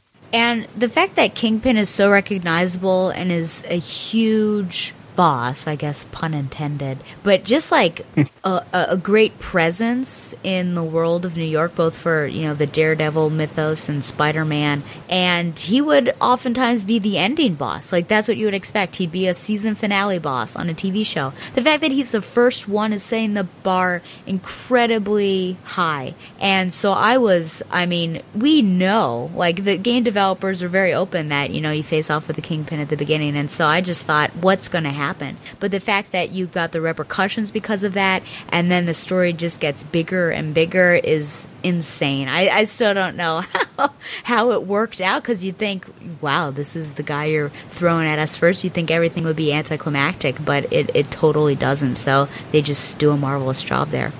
What was your emotional reaction when Officer Davis died at the end? And I guess to preface this, if you want to answer this other question, do you think that we had enough time with that particular character to elicit a strong emotional reaction when he passed away? And I'm really wanting to talk about this because the comparison, of course, is obvious with Aunt May when that happened. So just, when Officer Davis died, were you emotionally invested enough to care about that death? I was like, ha, ha, ha. No, I wasn't. Gosh. Honestly, well, when he first showed up, I was like, Jefferson Davis, why did I know that name? And they revealed that he's Miles' dad, which I should have known. But I was like, okay, this is different. Because for those who don't know, Jeff Davis, that's Miles' dad. And it seems like that's his occupation in the upcoming Into the Spider-Verse movie. But that's really not his occupation in the comics. All two continuities of them. I forgot what his dad did, but he wasn't a cop. So when he was a cop, that was my biggest reaction. That okay, this is a very specific and new version of Miles' backstory. So when he died, I was like, okay, they're doing this sort of Uncle Ben thing with Miles, more so than anything. And again, like I think I mentioned either to you or somebody else that Miles' continuity is multiple at this point in time. So it was fine. It wasn't like a betrayal or anything. I wasn't upset at all. I was kind of more interested to see how they would use this to kind of further Miles' story. But I thought I don't think if you're implying that was there enough time to care, I don't think if you're going to that was it a cheap thing or was it sort of here, there, I thought it was kind of cool that he knew Spider-Man throughout one mission and you could fight guys with him and stuff like that. So I thought that if it was a nobody, you would enjoy it nonetheless. I'm going to make a bit of a movie comparison here because this is actually something that I've discussed with a few people before, where one of the hardest roles to cast in a superhero movie to me is that person who's part of the origin and then dies real fast. Because the key is you have to cast somebody in that part that's really likable for the short amount of time that you see them. And the good examples of this are Dr. Yinsen in the first Iron Man. Oh, yeah. King T'Chaka in Civil War. And, of course, the Raimi trilogy, Uncle Ben, are really good examples of this, where you combine screen time with these, you barely see them in the movie. I think Yinsen is in, 15 minutes of Iron Man? Uncle Ben is in the first Raimi movie for, maybe about the same amount of time. King T'Chaka has one scene in Civil War. And I remember sitting next to my sister watching Civil War in the theater, and she cried when King T'Chaka died. He was in one scene. the important thing isn't about how long they're there. It's about whether or not you can connect with them immediately because there's something about their personality or their presence that you find really likable. And I something about Officer Davis in this game fit that for me. Where, yeah, you didn't see him very long, but I felt connected to him. He was a cool character. I liked him in the little bit of time that I got to know him. So when he dies in the game, even though I kind of saw that one coming, I mean, you had to know something was up. They're like, yeah, go down to City Hall. Nothing bad will happen here. Where, yeah, I was affected a bit. I wasn't like crying or anything like that. No, that was the end of Act 3. My gosh. But yeah, I was affected emotionally by his death in this, and I think it's because for the little bit of time that you got to see him, you got to like him. He was a cool dude. If this episode were in continuity with the rest of my show, I'd make a Cassandra Cain comparison. But I can't do that because this isn't in continuity. And it will only make Donovan angry. But I guess I appreciate screen time, and I absolutely hear what you're saying, Gerard, because I think, Officer Davis was a great character in what we saw. A wholesome guy, someone who, I love that Yuri Watanabe says, how did she phrase it? I mean, she basically said he's a good cop, he's someone that I like, someone that I trust, which is great. Mm-hmm. And then his interactions with Spider-Man are also, I mean, he's intelligent, you can tell, in their little mission that they have. He also goes along with his joking, so he's not just like, I don't know, like a Harvey Bullock kind of guy who's got no give on any jokes. Well, I guess Harvey sometimes has jokes. But, yeah. He has bad jokes. Yeah. I guess I just wish maybe there could have been another mission with him to, like, really build that camaraderie between him and Spider-Man. But I think the emotional reaction that I had was especially, I think, playing through with Miles, because I think if Peter had not been knocked out and he had been helping people and then he finds Officer Davis, I don't know if it would have had the same impact. I don't think it would have, as Miles being the one who's just staggering through, trying to keep from being spotted by the demons, and then finds his dad. And the fact that, in his last moments, which he didn't know were going to happen, of course, not Miles, but Officer Davis, the fact that he shoves, the bomber out of the way and is shielding with his body other people that were on the podium, I think goes to show his character. I do just wish, I'm just one of those people that they like to see things. So had I maybe one more mission, I think with him, like another investigative mission would have been pretty cool. But the Mary Jane thing also adds to it, because you got to, he doesn't want to talk to her, and then she's pretty sly and says, I just want to listen, and then he lets her jump in. So you get a bit more of a clue into him. But those are my thoughts. I think the subsequent scene, though, with the funeral is also really important for this. True. Because, I mean, I don't want to get too much into this, but, like, I've lost both of my parents already, and the conversation the awkward conversation that Peter and Miles have is something that I can really directly relate to, where that's one of the good examples of how well written this game is, where Peter's like, well, and Miles is like, jumping in and saying what Peter's about to say because it's cliche and it's stuff that he's heard before. And so it challenges Peter to have to come back later and engage Miles more directly. And it informs their relationship they're going to have later on in the game. But seeing Miles' state of mind during that scene is really important to me for establishing part of the reaction to Officer Davis, where you get more of a sense of the weight that his death has to the story, because you don't usually get to see the aftermath of that kind of thing, a few days down the line kind of thing. I think that, like, I agree that, like, I like how it starts Peter and Miles' relationship at the funeral. And I think that I know we're going into Miles probably a lot more directly later on, but I think that, like, it's a great way to kind of bring Peter and Miles together, because the death of Uncle Ben is the inset point for, Peter kind of basically, it's like almost like the first day of the rest of his life, essentially. And, like, for Peter to kind of be there for Miles in that kind of very similar situation, I thought was thematically brilliant. So we'll probably get more into that later on. Yeah. Do you guys have any other thoughts just on the story in Act 1? Otherwise, I really liked how, especially in playing it again, how Mary Jane is introduced, because she's referenced with Aunt May. Yeah. And, like, there's that scene where Peter's trying to distract her because they're going to bring her a cake, and she's like, is this about Mary Jane? Oh, I wish you guys didn't wake up. You would make some just wonderful babies. He's like, no, no. And like she's kind of like foreshadowed a bit, kind of in the way she was in the comics, like not greatly so, but you can make that. Oh no! What do you mean? Oh no! Well, I was just thinking about that terrible question that Josh asked me years ago. Oh yeah, how many thought balloons did she have? Yeah, or whatever. Yeah. But like, yeah. How many thought bubbles does Mary Jane have and like whatever? Oh my goodness.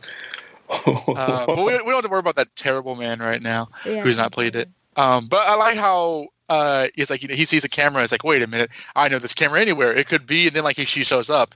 And I don't know if you want to talk about Mary Jane now, but I thought that like introducing her that way is like, oh, because I don't know if I knew that she was in this game until then. So I thought that was kind of cool. I don't want to talk about her yet.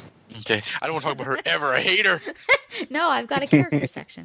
So let's move on to Act 2, which I titled Mr. Negative because that's really the focus of it. Though at the bitter end, we do have Doc Ock. Do you think there was, and really this was at the tail end of Act 1, so I could have moved it the other side, but do you think there was enough emphasis put on the reveal of Martin Lee as Mr. Negative? And I bring this up because I just played it last night, and it's Peter, he's in that like really disorienting moment of, he's realizing all this stuff that's happening at the same time in front of City Hall, and he looks over and sees Martin Lee and the visage of, the negative thing. But after that, it's like, I don't know, it just pans back, which I guess is his focus on more important things. But for me, it just didn't seem like there was enough of a shock. And it also could be because I'm coming from, I knew of Mr. Negative, in the comics. But I just felt like it was passed over so quickly. And then all of a sudden in Act 2, he's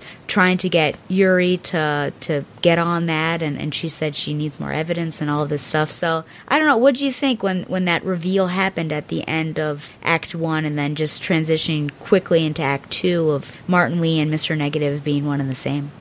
I don't know that the game actually treated that as if it was a reveal, though, because I'm not sure that we're supposed to think that people aren't aware of it. Like, because I got the impression that he hadn't been out in the open as Mr. Negative before that, and then the fact that he's not making any attempt to really hide his identity kind of led me to believe that, like, yeah, I think he just shows that he has powers. I don't think there was any intent to have it be a secret at any point. And that's probably why it felt like it wasn't a bigger moment than it was. I would agree with Stella in that. Like, I remember when Peter says, Mary Jane, Martin Lee is behind all this. Like, it wasn't treated as a dun dun dun. It was like, I mean, I agree that the game wasn't trying to hide it from you. And I think that when you first see Mr. Negative, like, because I had the subtitles on, it says Mr. Lee. But like, I do think between the reveal and sort of, the communication of that information, it did feel kind of nonplussed. Like, oh, this is happening now. And I wasn't sure how to feel about it. Didn't, I had forgotten about that until you brought it up. But yeah, I do remember thinking that, okay, now this is knowledge. Like, and Peter, I would think that Peter would be a little bit more surprised if he didn't know that, because Martin Lee was such a nice benefactor kind of guy that, like, because I remember that being a thing in the comics that he didn't know who Mr. Negative was. But like in the game, there's no real sense of surprise from him. It's like, okay, we got to stop him now, rather than, holy crap, Aunt May's working for a supervillain. There's none of that there. And so I think that, like, it felt like a cut scene, honestly. It felt like, any some sort of, like, with the level of writing this story has, that felt like a deleted scene that wasn't in the finished cut of the game, rather than, like, just a natural translation. Because it did feel very odd how Peter was like, well, got to stop this guy now, rather than some sort of reaction. I would agree with that. So my next question is actually a question that I am wondering. So it might just have a simple answer, and then I didn't realize it before. But I want to talk about AIM a little bit and Doc Ock. And I've just gotten to this point in my second playthrough. What exactly is AIM getting out of the partnership with Doc? And is it related to breaking into the raft? Because initially I thought maybe they were paying him to break into the raft and they wanted the Sinister Six. But if it's not related to that, why does Doc Ock actually need the Sinister Six? Wait, I'm sorry. AIM is in this game? Yeah, you find out later that after that Ock loses his grant from Oscorp that he started to be funded by AIM. If you look around on like when he has the designs of the raft and things like that on the little whiteboard that's on the corner of the room, It's the first time you go to the lab in Act 2, basically. Versus like rocks on that kind of stuff, but I never knew that they say like advanced idea mechanics and that kind of stuff. Yeah, there are boxes everywhere. Well, golly, what do you think, Gerard? See, that's the thing. It's hard to tell without knowing what AIM is in this universe. That could have just been an Easter egg. Okay. Where it's like it could just be a think tank kind of group, and then Doc appealed to them for equipment, and they gave it to him because they liked his research. It could just be something like that. And then, of course, the more nefarious aspects or something that hasn't come out yet. I got the impression that it was more that he did something to sell them on the idea of his research. Because, I mean, you see a bit of this in the game when you first meet him, and they have that whole failure with the equipment where it kind of blows up, and then the people come in there, and he shepherds them into another room to talk to them, and tells Peter he has the rest of the day off. If you actually go by the window, you can see that by his office, Doc is actually like appealing to them, trying to talk them back into supporting him again. Yep. I got the impression that by this point in the story, his mind is starting to go a little bit. Okay. I suspect perhaps that he got in contact with AIM, who's like a whatever their front is in this, supporting small think tank kind of companies like his, and perhaps he was able to convince them like, hey, my arms do this now, but can you imagine later what we'll be able to do, et cetera, et cetera. I think that might be a case where they were just investing in his technology now because they know that they can benefit from it later. At least that's just what I got from. Okay. Yeah, because I feel like they're not going to invest without knowing they can get something out of it in return. Yeah, it's hard to tell without knowing what AIM is in this universe, because other than that little Easter egg, you don't really know anything else about him. So then why exactly does Doc Ock need the rest of the Sinister Six? What purpose do they serve exactly, besides wreaking havoc? Is it to only mess up Osborn and his city, and basically carry out what Martin Lee had sort of been doing? Well, okay, remember that mission where you go to Times Square and you try to track down where like Doc's hiding or whatever it is? If you go in there and then they have all the equipment for the various supervillains, there's a lot of things you can interact with. Like the video, the audio tapes? Yeah, and those, and like some of the equipment, things like that. It kind of pieces together the story that basically he gave them each a couple of things to do in order to get on some of the stuff that they needed to make the Devil's Breath. Okay. And also to sort of set his plan into motion. Basically, it was because he didn't have the time or the ability to do all those things. Okay. He needed some powerful goons to handle some aspects of the thing for him, just in case they ran into Spider-Man. Gotcha. Sounds good. Yeah. And I remember that in return, he was building all these things for them, devices. Yeah, right. Like, I think he promised to Electro that he'd be able to turn into pure energy. I think he had like a... Yeah, I remember all that. Help Vulture get out of his suit, I think. Yeah, I think because Vulture in this version has cancer, so I think he was trying to tell him that he could like make a new version of his suit that'll help, like slow down the ravaging of his body and things like that. Yeah. That's borrowed from that story, right? Like, didn't he have cancer in the comics? Yeah, but then it went to that goofy direction where he turned himself younger and all that stuff. That reminds me of the animated series. Heck yeah. Oh my goodness. I'm a baby. Well, any other thoughts on Act 2? Yeah. Oh, sorry. Go ahead, Don. Go ahead. I was gonna say because he releases the Devil's Breath at the end of Act 2, right? Yep. Yeah, as someone who's sorry. As someone who's I have to bleep you now. Sorry. As someone who's from New York, that was really terrifying because that's something that we all fear could happen at any time. Had someone release something in Times Square and just like anthrax or something. Yeah, exactly. Like that's like a playing on a realistic fear, and I find that interesting because a lot of the times the villain plots in movies and games and comics are things that are like unrealistic or you wouldn't be afraid of. This is a grounded and kind of realistic thing, and that makes it a lot scarier to me. Where it's like this could actually have happened if a scientist lost his mind. You know what I mean? Yeah. Yep. Don? I loved the whole thing with the raft. I remember seeing cutscenes of that, but I think it was actually like the footage they released was actually different because the reveal of Dr. Octopus at the end obviously was held back. But I think that like was slightly different. because it's one of those things that you completely buy, and the graphics were great, and there was the rain and all the kind of action. I remember just really feeling the sense of terror. It's like, oh crap, these supervillains are all out now. It was just, we got to round them up. It was like, oh no. And that really felt like a true Spider-Man comic moment. And so when Dr. Octopus appeared, I kind of figured the moment when we knew that like Peter was working with Dr. Otto Octavius, that he was working on those arms, that was only a matter of time. But the fact that he kind of appeared then, I don't remember that being – it was like he's already – we don't see him transform into Doc Ock. Like he has been Doc Ock for a while. It's like, ruh-oh. And that really played a large part in kind of upping the stakes. So I remember being very excited about that part.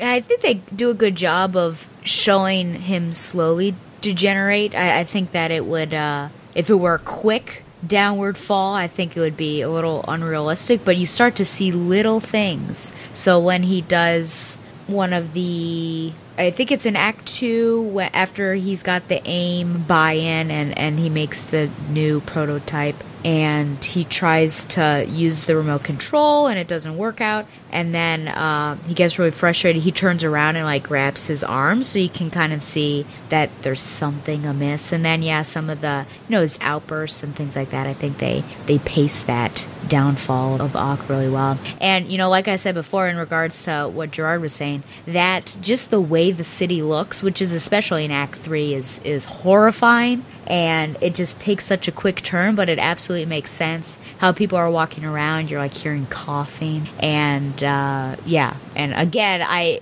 really didn't like it because I was just attacked at all times. But it makes sense for the story, but I just didn't like it. So in Act 3, which is very much Sinister Six and Doc Ock led, what'd you think about taking on pairs of the Sinister Six rather than fighting them individually? Did you mind either way, or would you have liked to take the time to take them down one at a time? I think I preferred it in pairs because it was unique. I think if it was just one by one, it would, we've done that in the Spider-Man game. Sure. We fought all these guys, but having them fight in teams is something that's unique, and especially like that they put them in pairs that complemented each other, like fighting, especially the Electro Vulture fight. That was some of the most fun I've ever had in a boss fight. And then when you fight Scorpion and Rhino, I remember I had this moment where I kind of ran out of things to pull down to the Rhino, and I'm like, uh-oh. And then I start to realize, oh wait, I could use Scorpion for this, and that's when you have to start getting clever about how you fight.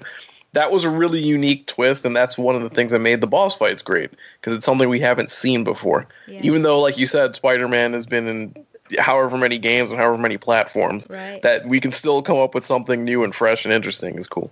Yeah, I remember when I was battling like the Rhino and Scorpion, that was actually pretty tricky for me. And like, it wasn't so much that they killed me a lot, is that like it was taking me a long time to get Rhino to where I wanted, to where I first of all, I was playing the game and my brother and my cousin were watching me play it.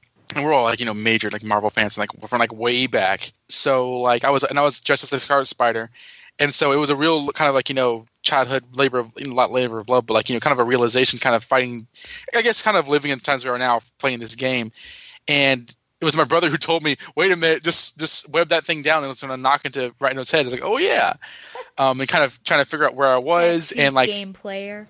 Well, he saved me because I was kind of just like getting beaten up. And it's kind of cool, like kind of jumping really high, kind of recognizing the sort of geography of the level. There was a lot of dodging at the last second because of the Rhino charging, and then like there was also Scorpion's acid tail blast, which I thought were like a legitimate frustration. That was not an easy fight. It took me a long time to beat them, but I did beat them.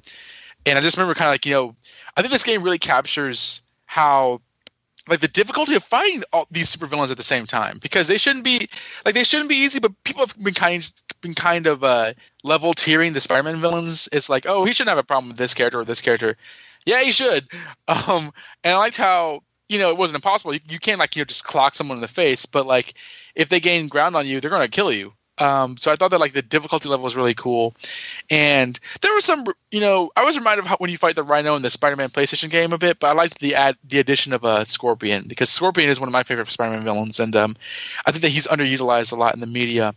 And it was Rhino and Scorpion, then Electro and Vulture, and then you fight Mr. Negative and Doc Ock separately. Oh, yeah, that's a 6. Okay, yeah. Which I thought worked well because Mr. Negative was such a big bad for the whole of it, and I thought that his sort of like, negative zone dream sequence reminded me of like the live stream from Final Fantasy VII, and not in any way at all, but kind of reminded me of that. And I thought that was kind of neat and interesting. Yeah, I agree. You have to take your time with this, and you do have to think strategically, which I think is great. And that's true, I guess, of a lot of boss fights, but I'm also used to like Crash Bandicoot boss fights where you basically do the same thing and then you just got to hit them 3 times after a certain amount of things happen, and then you're good to go. Dingo dial. Yeah, there you go. So just being strategic about it, and to a certain extent some of them get individual game time anyways, because like Miles has to escape Rhino, which actually I got very confused because I got lost in that shipping container thing and I just went around in circles for longer than is appropriate in that level. Luckily I got out.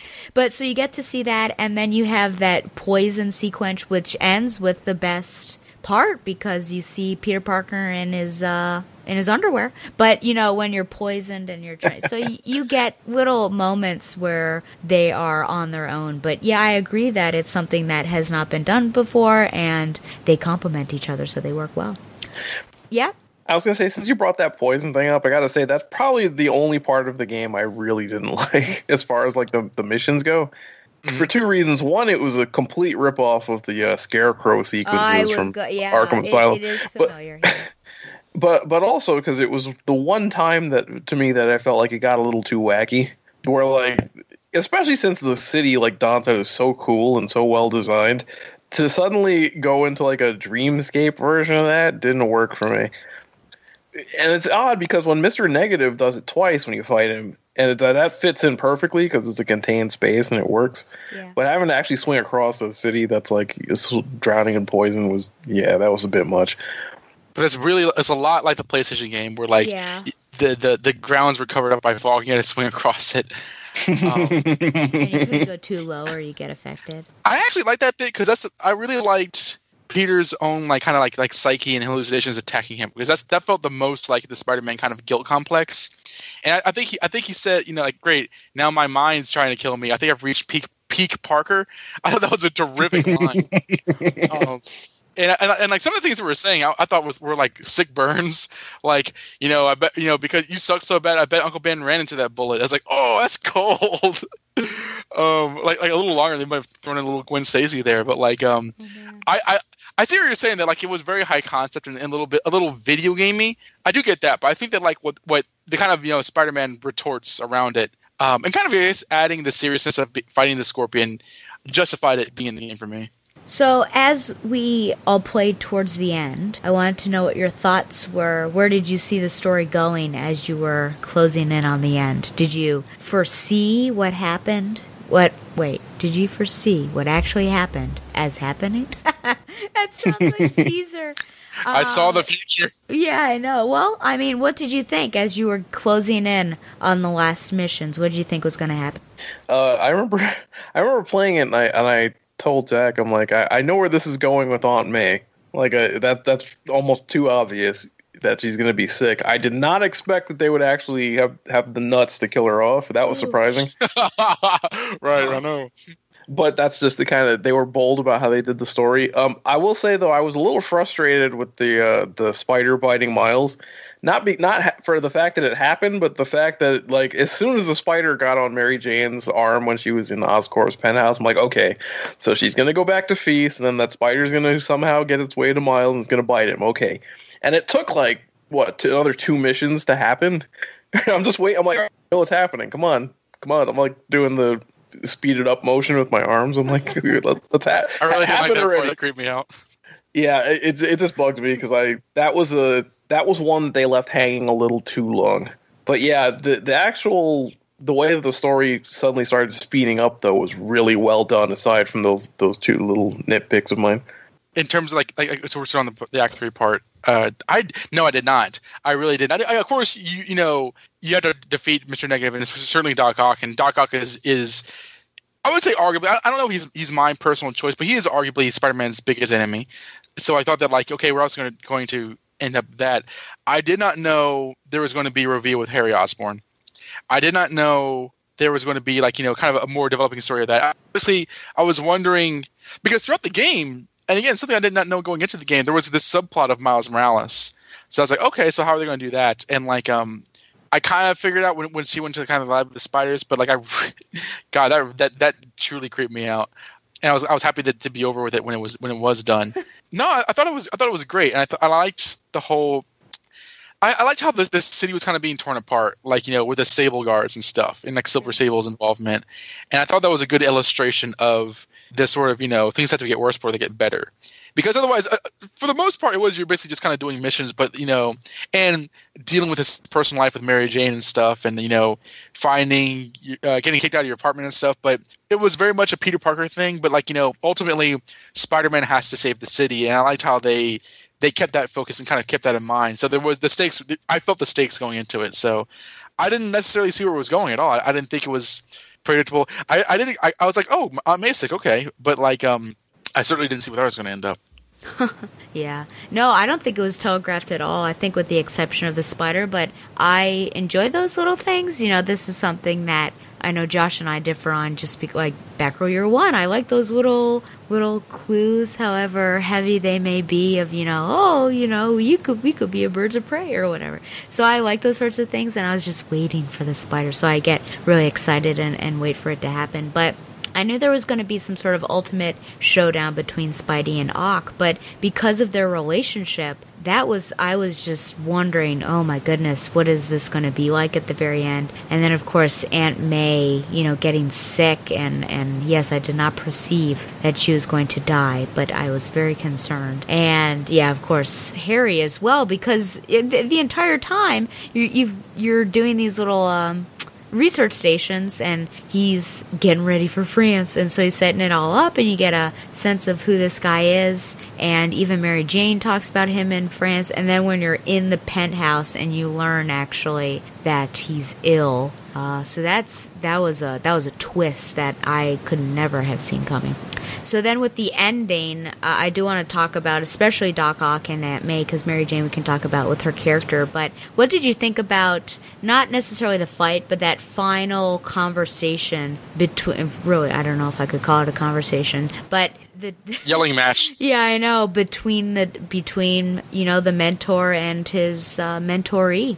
A lot of people have been saying that, like, that was like one of the major contributing factors to like Doc Ock's character in this game, and of course it is. I liked how this game it was so close to being on the nose, and it wasn't, because Otto Octavius is saying men like us have a responsibility to use our gifts and talents for the benefit of others. He's saying with great power, great responsibility, and Peter doesn't say, no, you're wrong, because there was a man, an uncle, who taught me that this or that or whatever. But he doesn't say that, but you see what's going on in his head, and I thought that was terrific. I loved, because I was worried that this game would have like Peter kill him or whatever.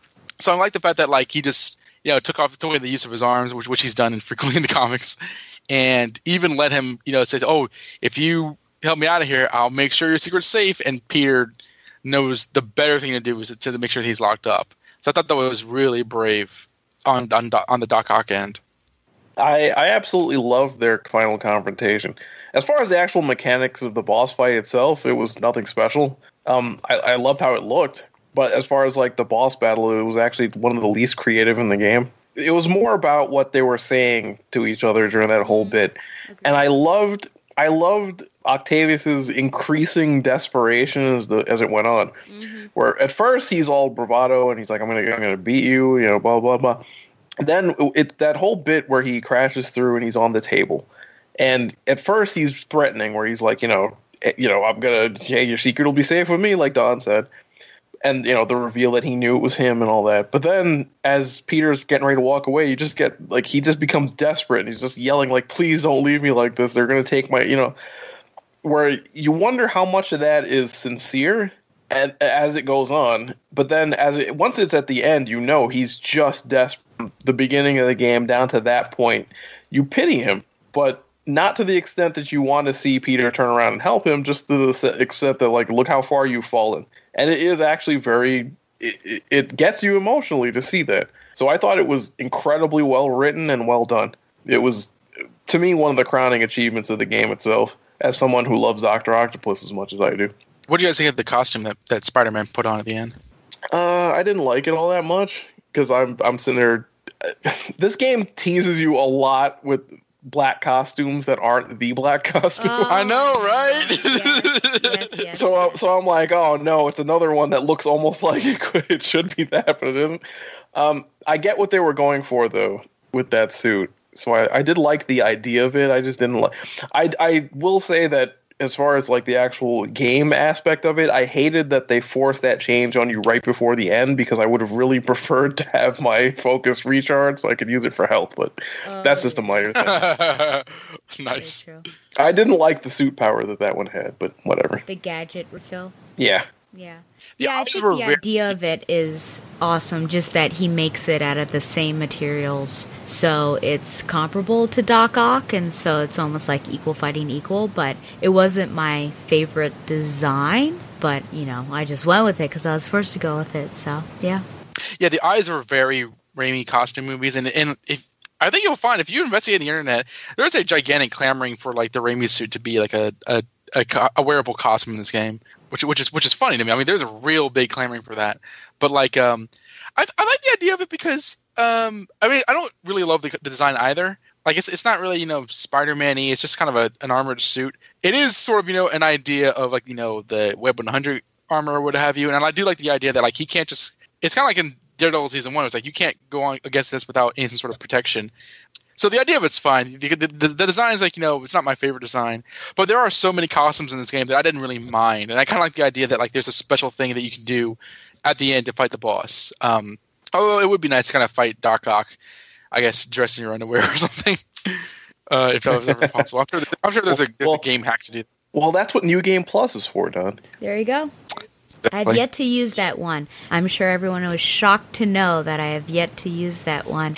I'm waiting for a fitting time to do that. I guess it'd be a funny time to do it when I'm in MJ's apartment. And so when he changes into that instead, and then she'd ask for his clothes. I loved this confrontation between the two. I just think it was so well acted, so well written. I agree with everything Gerard said about just the decline of, the being proud and then going down to this I knew like don't trust him but just desperate for all that. There are few games in my gaming history, and I don't want to make it out that I'm like a gamer, quote unquote gamer, that's all I do, but I've played my fair share, but there are few games that elicit an emotional reaction from me. Dread and sort of, it's not disgust, but like, I don't know, like sadness or despair is something that The Last of Us elicits from me. Like where I'm feeling that when I'm playing it. Uncharted usually elicits general joy and also like sort of butterflies whenever there's Elena and Nate moments. And this was the first time that I have ever cried in a video game, and I cried twice. So it was like, and it was all at the end. What? So wait, really? Yeah, the first time I cried. Yeah, I actually find that hard to believe. Really? Well, I don't know what other game there would be that I would cry potentially. Oh, you need to play Life is Strange. Oh, I actually recently watched something where someone was talking about that. It looks interesting. I'll have to do some more research. But anyways, so yeah, the first time I've ever cried, and it was all happening at the end. So I was tearing up with this one, and it was more, I think, with what Peter was saying to him because of just how much emotional agony he's in and how much he loved his mentor. And then, just the fall of Ock and the break of this relationship that you had seen from the beginning and how much... again, I keep saying love, and I think there really was there, but, he really liked Peter, and he felt bad he couldn't pay him, and this work they were doing, he was with him because he believed in the work, and, oh man, it was so hard. And then, of course, with Aunt May. So, kudos for making me cry during a video game. Oh my God. Are we going to talk about the Aunt May thing? Yeah, we gotta talk about Aunt May. Yeah, let's move on to Aunt May. And since I'll take the reins first, and then since I haven't done that at all, but once he was in there and he's told that, he only has the antidote, he can either, one or the other. And I was shocked. I think that my mouth probably stayed open. And then having that bedside conversation, and she's saying, I want to see my nephew, and that whole reveal, and him being torn of what to do, but of course knowing ultimately what he needs to do, and her prodding him along. And then I think so I'm crying again when that was happening. And the real gut punch, oh my gosh, how it was just choreographed or plotted out, storyboarded, what have you, is, zooming up, seeing that over, the two of them together, and then just hearing nothing else except for the beep, beep, and you're like, oh my gosh, I'm just waiting for it. And then it's black now, the screen is black, and you keep hearing that, and then, it was really well done. And you had, unlike Jeffrey, unfortunately, you had really gotten to know Aunt May through various missions, through conversations on the phone, and then, of course, our history, loving Aunt May for her lovable self, being upset with Peter for dropping out of grad school, of course. But it was, oh man, it really got me. It was so well done, but it was so heartbreaking. So now you guys can have the floor. Do you want to go to first, Gerard? I was just going to say second star of the right and straight on until morning. Oh, man. I know, right? Yeah, I remember because again, when I was playing the end of the game, my brother was in the room, and I was like, oh, yeah, this is so much fun. This is so cool. And I straight up did not believe that she was going to die until I heard like the heart monitor go like a flat line. I was like, surely there's going to be something he's going to find to kind of save the city.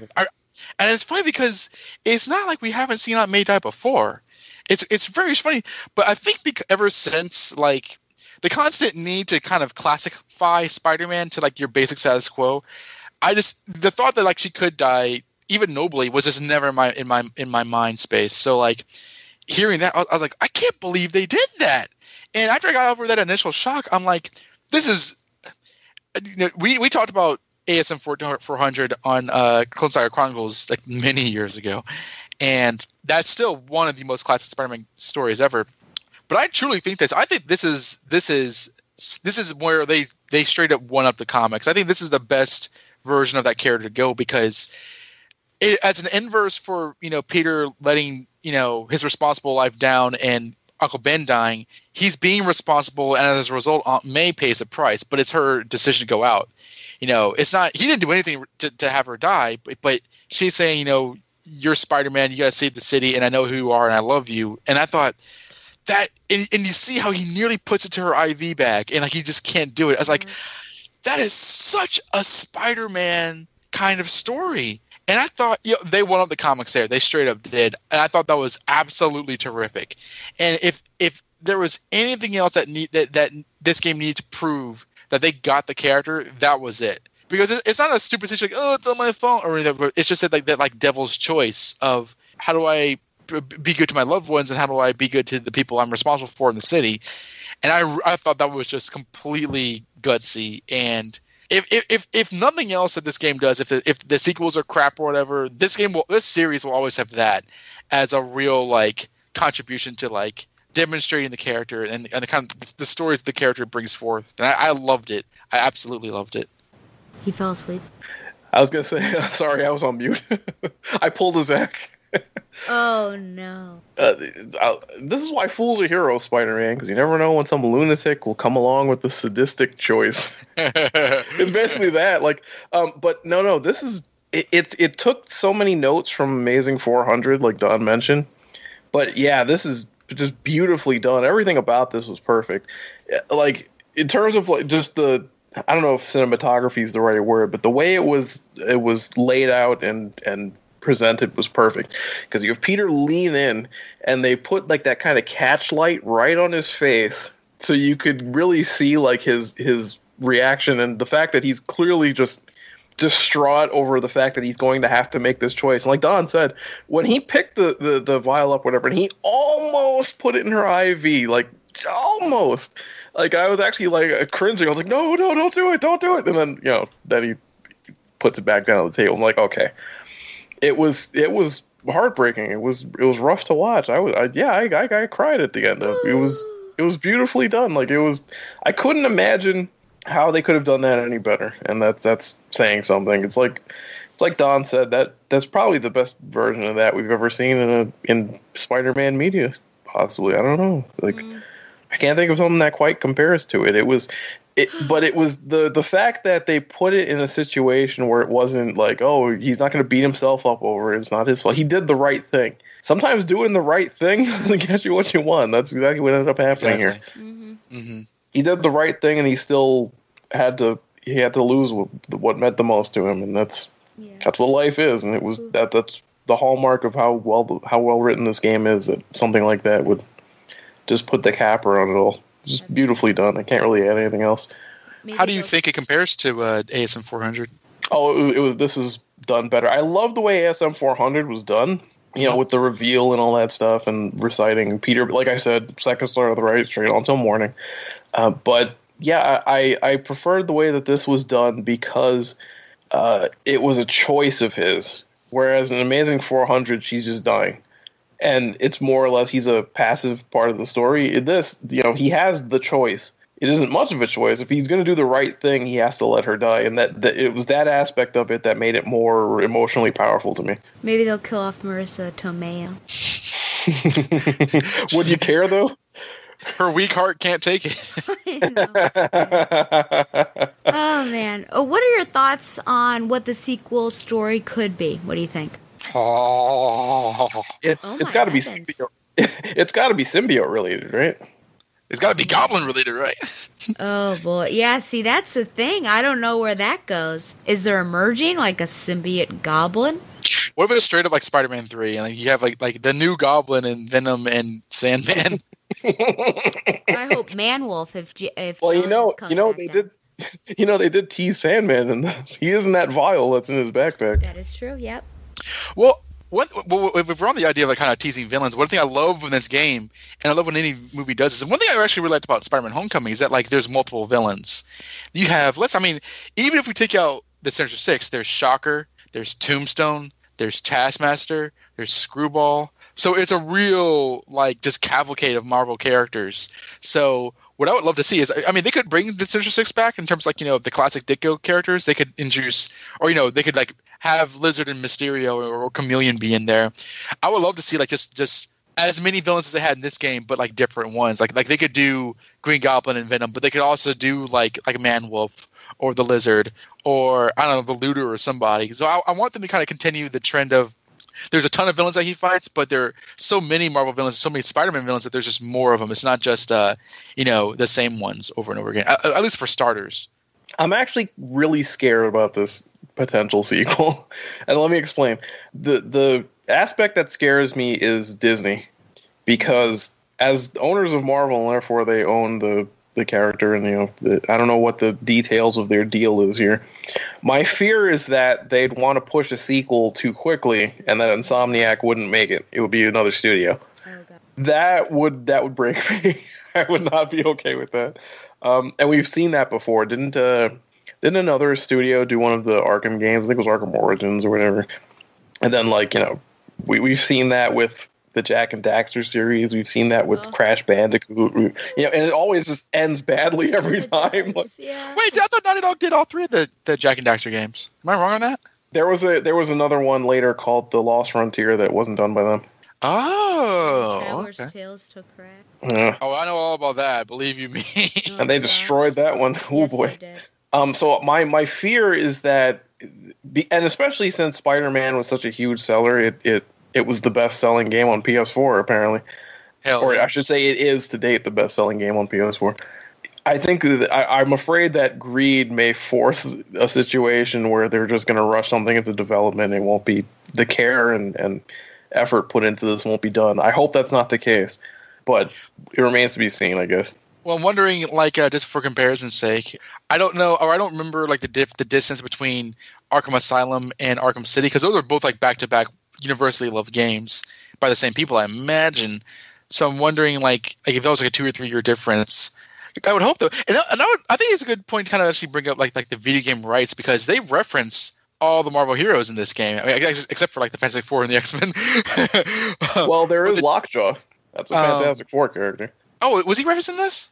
If you go to instead of having the Wall Street Bull, they couldn't get the rights to the bull statue, so they just said F it and they put Lockjaw instead.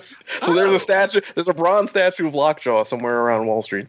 Oh wow, that's awesome. Well, I was going to say that, like, there's been a lot of discussion in the last several years about the television rights and, with Spectacular Spider-Man and the Ultimate Spider-Man cartoon and the movie rights and all that kind of stuff. But I really like seeing, of course, there's Avengers Tower here as opposed to the Baxter Building from the PS1 game.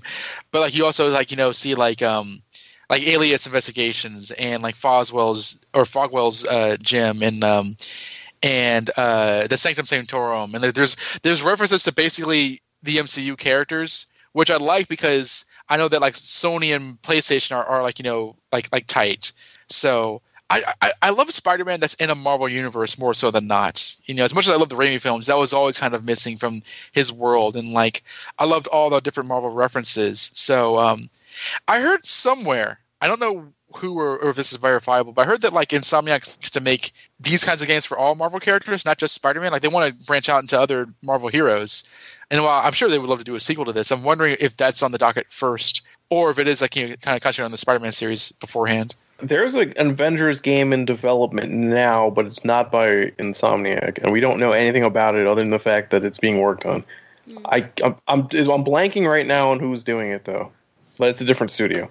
Yeah, I share your trepidation on that, Gerard. I like the nods that he's in a wider universe, but I don't want those characters necessarily in my Spider-Man game, if only because I just want to focus on it. So I hope that they don't clog the pipes, as it were. But yeah, I don't know, because I thought with the Harry Osborn in the tank and, the green, I thought, oh, it's globulin green. I thought, it's going to be Green Goblin, and then all of a sudden the symbiote, and I thought, whoa, this is a turn. What's happening here? But yeah, so something's going to happen with the Osborns. I'm not sure. And then Miles, I imagine, is going to play a bigger part. Of course, with the DLC, we see that he's asking for training, and he inadvertently, maybe not inadvertently, purposely, not on purpose, used his powers to show off and dunk over somebody at school. So I'm wondering just like Andrew Garfield. Yeah, I'm wondering how they will balance between those two, whether it'll be one of those situations where you can trade off, so no matter the mission you could be either, or it'll be very mission dependent on whom you would be. But no, I guess it would be who you would be. So yeah, but I imagine he's going to play a part, I would hope. But I'm just hoping for more villains and villains that I've not seen. Again, I'm putting the call out for Manwolf. I think that's a possibility. I think it'd be cool. I mean, it's not like he's an A-lister. And this is your Twilight fandom coming in and wanting to see more of that. How dare you? Oh my God, Manwolf and Morbius together. Whoa, that's like a team up. Crazy. So hot. Oh my goodness. I think you're right. I think that, like, the next game, a great way to kind of make a sequel out of this game for, just, I guess, mainstream players would be to have it, like, Spider-Man 2, and there's 2 Spider-Men with Miles, because he's obviously going to be Spider-Man in the next one, because they really tease it here. And I would love to play, like, some levels as Miles, some levels as Peter, or maybe you can do entire campaigns, one or the other. Like, I don't know, it's like Sonic or Knuckles or something like that. So that would be really fun. I think that, like, that's inevitable, and I'm looking forward to that, because I really like Miles Morales. I just hope that, like, it's not one or the other. Either it's you have the option to do either or in the game, or it's both. Well, I want to, as we're winding down, want to talk about some of the characters here. We've touched on a lot of them, so I don't want to spend time on ones we've already touched on. There are a couple I do want to bring up. And just to go quickly through the voice actors, because we have to give a shout out to them, and there are some brilliant voice actors here, especially Yuri Lowenthal, who's amazing. When I heard the trailer, I knew it was him, and I've been a big fan of his. I'm a big Ben 10 fan, not the recent incarnation, but especially Ben 10 Alien Force. I really love that when he's 16, and that's Yuri Lowenthal. So he plays Spider-Man Peter Parker. I guess there was some hesitancy, I found in my research, for him to be the lead, because he had just played the lead in Sunset Overdrive, but he got it, so they did. Mary Jane was played by Laura Bailey. Aunt May, Nancy Linari, Jefferson Davis, Russell Richardson, Miles Morales, Najee Jeter, Yuri Watanabe, Tara Platt, Dr. Octavius was William Salyers. Norman Osborn, Mark Rolston. Wilson Fisk is played by the husband of Laura Bailey, Travis Willingham. Silver Sable was Nicole Elise. Martin Lee was Stephen O'Young. And then the Sinister Six, I just put like the rest of them. But it is important to note that Electro is another fan favorite of, I think, of all three of us, Josh Keaton. Mm-hmm. So, okay. Yeah. I think that didn't Christopher Daniel Pars once play Electro as well? Is that becoming a thing now? Oh, where older Spider-Man come back? Oh, the people who play Spider-Man come back to play? Specifically to play Electro. Yeah, I have no idea. I feel like that might have happened once. I think you're right. But yeah, so I want to talk about a couple of these. Especially I want to start with Mary Jane, because we haven't touched on her. I've been sort of dodging that because I want to save her for now. But just your thoughts on how she's presented. I know some people on Facebook, I think, in our group sometimes I see this complaint that, why does she have to be this Lois Lane type? But I mean, that she's an investigative reporter. Do you have any thoughts on that? Of course, the shipping, we must talk about that. JJJ had a podcast all about it, and he basically was talking to me, I think. And also, the breakup, now that we know, I mean, whose side are you on in that little war? Do you think that Spidey is too overprotective of Mary Jane, or do you think Mary Jane gets herself in over her head? Yeah, so just your thoughts on the Mary Jane character. Many, many different things to talk about, however you... She is a little Lois Laney. I mean, let's be honest. It always jumps out at you when it's such a departure for the character, but at the same time, I really liked it. It gave her a lot of interesting things to do in the story. Like, she wasn't just there to be there, which I appreciate. And I think more importantly, they wrote her like a fully realized adult. It seems like a silly thing to say, but when a lot of these characters are written in such a juvenile way in the comics sometimes, it's good to see like a Mary Jane who has like a legitimate point of view, but not to like a nagging aspect. Like, they both have good points about each other and the reasons they broke up and things like that. But yeah, they're also both really nice people, and you want to see them get back together again. So, I really loved Mary Jane in this. I was initially hesitant because of the Lois Lane aspect of it, but it won me over very quickly. And honestly, I know a lot of the sections where you play as Mary Jane have gotten a lot of hate, but I got to be honest, I actually quite enjoyed them as a little breakup. It wasn't as much of the story as I thought it was going to be. Same thing with Miles. There was just enough of them sprinkled in there to make it to break up what could be monotony, which I don't think it was, but just in case. And yeah, I liked Mary Jane a lot, and I think especially in the DLC, the first episode of the DLC, the heist. Yeah, where I guess I don't know if you want to talk about that. How much you want to talk about the DLC? If I can get into this, you can drop whatever. Yep. So when there's the whole discussion about the possibility that Peter is the father of Black Cat's child, because apparently when he and Mary Jane were broken up, he was raw dogging that. Wink, wink. Scandalous.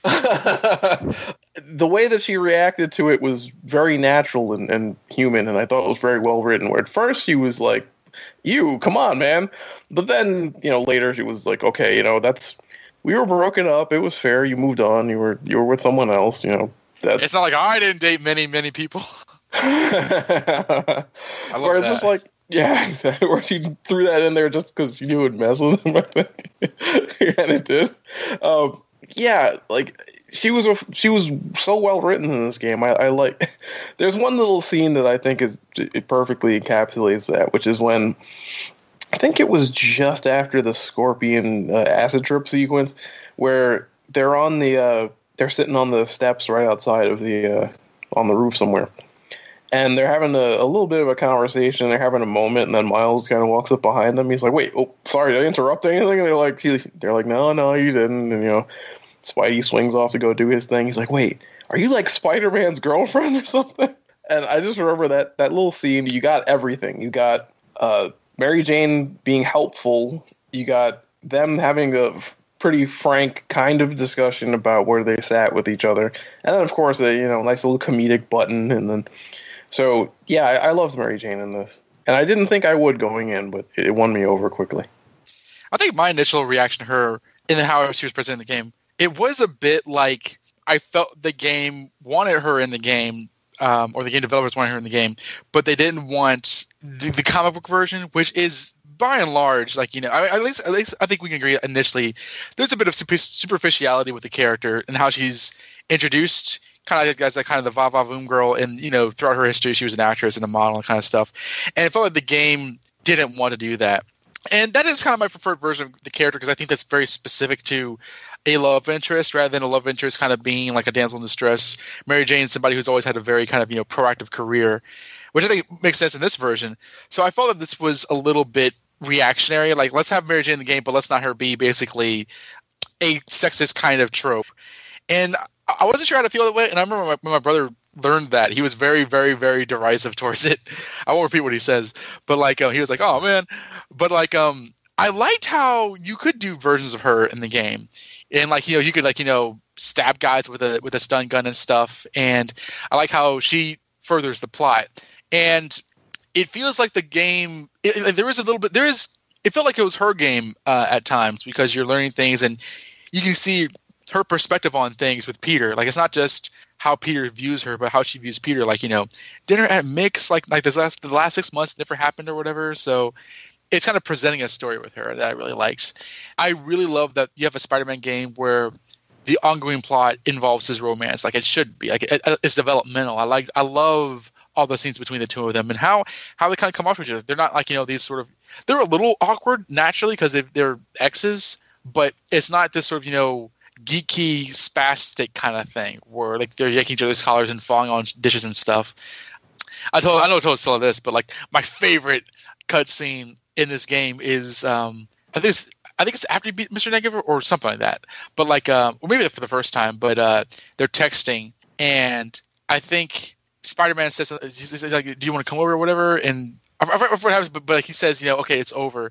And she's like, "Well, if it is, if you say it is." And like, he's like, "Oh no, I didn't mean that." And there's that whole, first of all, the image of Spider-Man texting an ex-girlfriend is awesome, but just the kind of, desperation and the very realistic sense of, relationship trauma is so Spider-Man that I absolutely adored it. And again, like with the DLC, I loved him, you can swing across the city and like you're freaking out. I was like, wait, the Black Cat, son? Could it be? No. Could it be? Should I tell Mary Jane? And when you tell Mary Jane, she's like, "Oh yeah, you did the Black Cat. That's funny. Wait a minute, are you? Oh my God!" And she like has to hang up. Like, I thought that was terrific. So I love that aspect of it. She's one of my favorite parts of the I almost said film, the game. And I think that like I would definitely love to see that continue in future installments. It's interesting because the heist, it pops up pretty quickly if you do a New Game Plus. I can't remember after what mission, but certainly in Act 1. I feel like it's right after you get the new suit, basically. Yeah, but I feel like isn't it best played after you beat the whole game? Don't you think timeline-wise are probably back together before the heist happens? Well, I mean, it takes place after the main game, clearly for various reasons. Yeah, so because of the whole like stuff, the stuff you find from Black Cat kind of tips it off, and then he flirts with her. Like, he says, "I like it when you talk dirty to her," which he could not have said that earlier in the game. Mary Jane, I always feel like she has hidden depths, and I think this probably comes mainly from my love of Spider-Man Loves Mary Jane and that comic series. So I loved that she had this very proactive role, and she wasn't just a damsel in distress. And I liked playing her. Obviously you can't do crazy stuff, but the fact that, you have to be stealthy, and just as Dawn said, getting her perspective on certain things, getting to see villains that you might not necessarily see. So she's the first person who sees Tombstone until you end up doing that side mission with Spider-Man. And then being the one to like call out the hits for Spider-Man when you're in the subway. It was the Grand Central Terminal, I think. I was about to say the museum again, but yeah. Yeah, museum. And my favorite cutscene. So yeah, I loved her as a character, and like I said, she's got that sass. So it's funny when they're in front of City Hall, and he said, "This isn't my favorite cutscene, but I just remembered it." And he says, "I could make you dinner," and she's taking a photograph, so you don't know if she like had heard him, but she like puts down the camera and she like rolls her eyes and said, she knows what's up. But my favorite one is the actual dinner, and And man, my shipper heart was it was bursting because she was on the computer and he said, oh gosh, what is the line about this? Oh, weakness. It was about weaknesses and talking about maybe Mr. Negatives, I'm not sure, but she said everyone has a weakness. Mine is, and you're like, oh my gosh, is she gonna say it? Is she gonna say it? And then she says, whatever you're making, so it didn't work out like that. And then of course he leaves, and you can tell that there's just this comfort there because he's in his clothes, and where'd his civvies go? And then she points him back to it, like, did you just drop your clothes in the kitchen?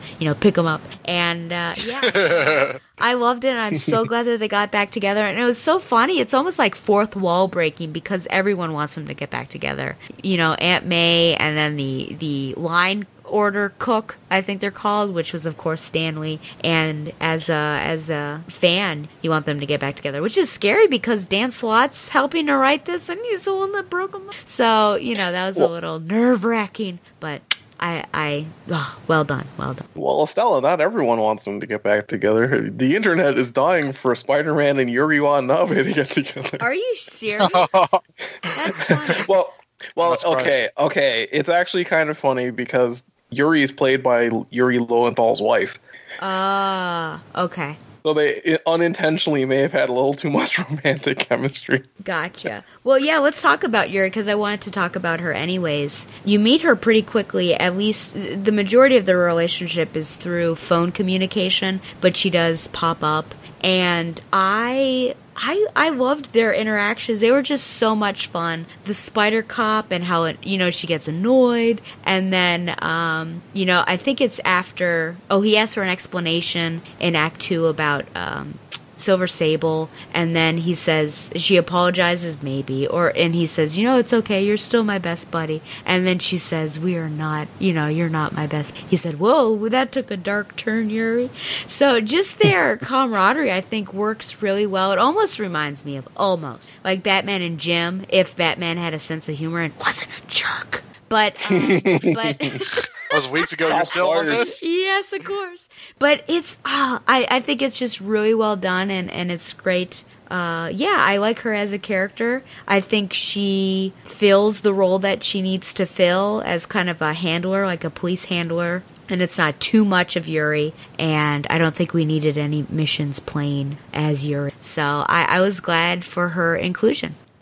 I like Mr. Negative. I liked her inclusion in the game, and I think that I think this game does a better version of Brand New Day than Brand New Day actually did, because you have a lot of stuff that was there at the beginning, like the Feast and Mr. Negative. I know Yuri Watanabe came there eventually, or at least in the Dan Slott era. I thought she was cool, and Spider-Man's had a number of cop friends like Jean DeWolf, like Captain Stacy, like the guy from the JMS era.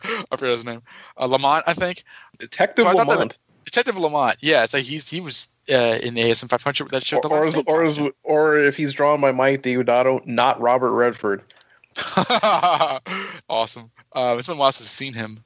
I liked just kind of having that diversity in the game, and I thought that she was a lot of fun. I like the whole I know I can trust Spider-Man, I can help Spider-Man, but she's also kind of giving him crap every now and then, and I like little lines like I thought you gave up cigarettes, she's like, I don't come up here when I want to leave somebody's crap or whatever, and can I take you to the policeman's ball? Do you have a black and white suit? And he's like, ugh. But I thought she was great, and I like that again, another often ignored element of Spider-Man comics is his relationship with the police, which is kind of ebbs and flows, but when he has a contact on the force, that can be fun. And I think honestly, out of all the cop characters, because I have read the Jean DeWolf stuff, but it's been a long time, so I probably do, based on this game, like her the most in terms of his cop friends. So I'm pretty happy with the decision.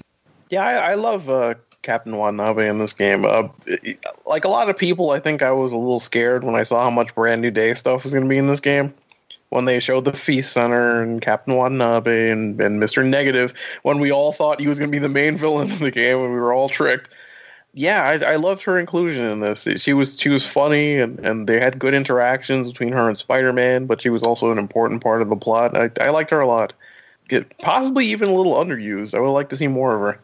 Yeah, I can agree with that. Yeah, I don't think There'd be too much of her. With Mr. Negative, because you and I at least were hesitant about Gerard Donazon. How do you think he was? How do you think he was utilized? Do you feel like you liked him better than how he was portrayed in the comics? Did you have empathy for the character? Thoughts on this guy? I read through all of Brand New Day. I don't even remember his origin from the comics. I don't remember what his motivation was. I don't remember any of it. Like, he was such a non-entity in the comics that I just forgot all about him. But in this game, I thought they gave him a good motivation. I liked seeing his character in the beginning where, he's a good guy, but then you kind of get cracks in the armor and he's kind of short a little bit with people, or when his reaction to seeing the mask that Peter brings him. And just eventually when you start learning about what drove him to do what he did, it makes sense. As a character, he works 10 times as well as he does in Brand New Day. You know what I mean? Like, it's almost laughable that it's the same character, because you might as well just say that he's a unique character to this game for what this game has done for his profile. I don't feel like that. Oh, go ahead. No, I was gonna say, just wonderfully done character, and honestly, by the time we got towards the end of the game, I wouldn't have even been mad if he was the main villain. He was done that well. Yeah, and I don't even think that, like, it's. I never got the sense that they were trying to put him over in this game. Like, Mr. Negative is like the greatest enemy Spider-Man's ever fought, or whatever. It just felt like another person that that was close to Peter Parker that Spider-Man had to take down. It's just that Spider-Man dynamic of a type of older, maybe mentor figure becoming sort of a distorted version of using your powers responsibly or irresponsibly. And I thought that I never got the sense that the game was trying to put his case. Of course, you had Dr. Octopus looming in the background and the Sinister Six in the foreground. But I liked how he was kind of a specialty villain, and I really do like the balance of classic and modern stuff here that this game has, and everything between, like, comic book references and kind of movie references, and the use of the characters, like with Watanabe and Martin Lee. I thought that I was not expecting to know his origin story, and I'm glad that, like, I don't know if that's a Christos Gage or Dan Slott insert, because I don't remember his origin in the comics. I just remember he was just kind of a mob boss who kind of wanted to steal Spider-Man's blood. I don't remember, like, him wanting to just kill Norman Osborn. The only time I remember a villain wanting to do that was Mendelstrom and the Vulture in the first episode of Spec Spidey. So I don't know if it's like a well-torn or well-worn plot at this point, because he was really mad in this game, and I even though you had to stop him when he was saying Osborn sucks and Doc Ock said Osborn sucks, I was never like, oh, these guys are crazy. I was like, nah, they're right. And if this was like a Telltale game, I could probably just let them kill him. I don't know, but I thought he was really cool.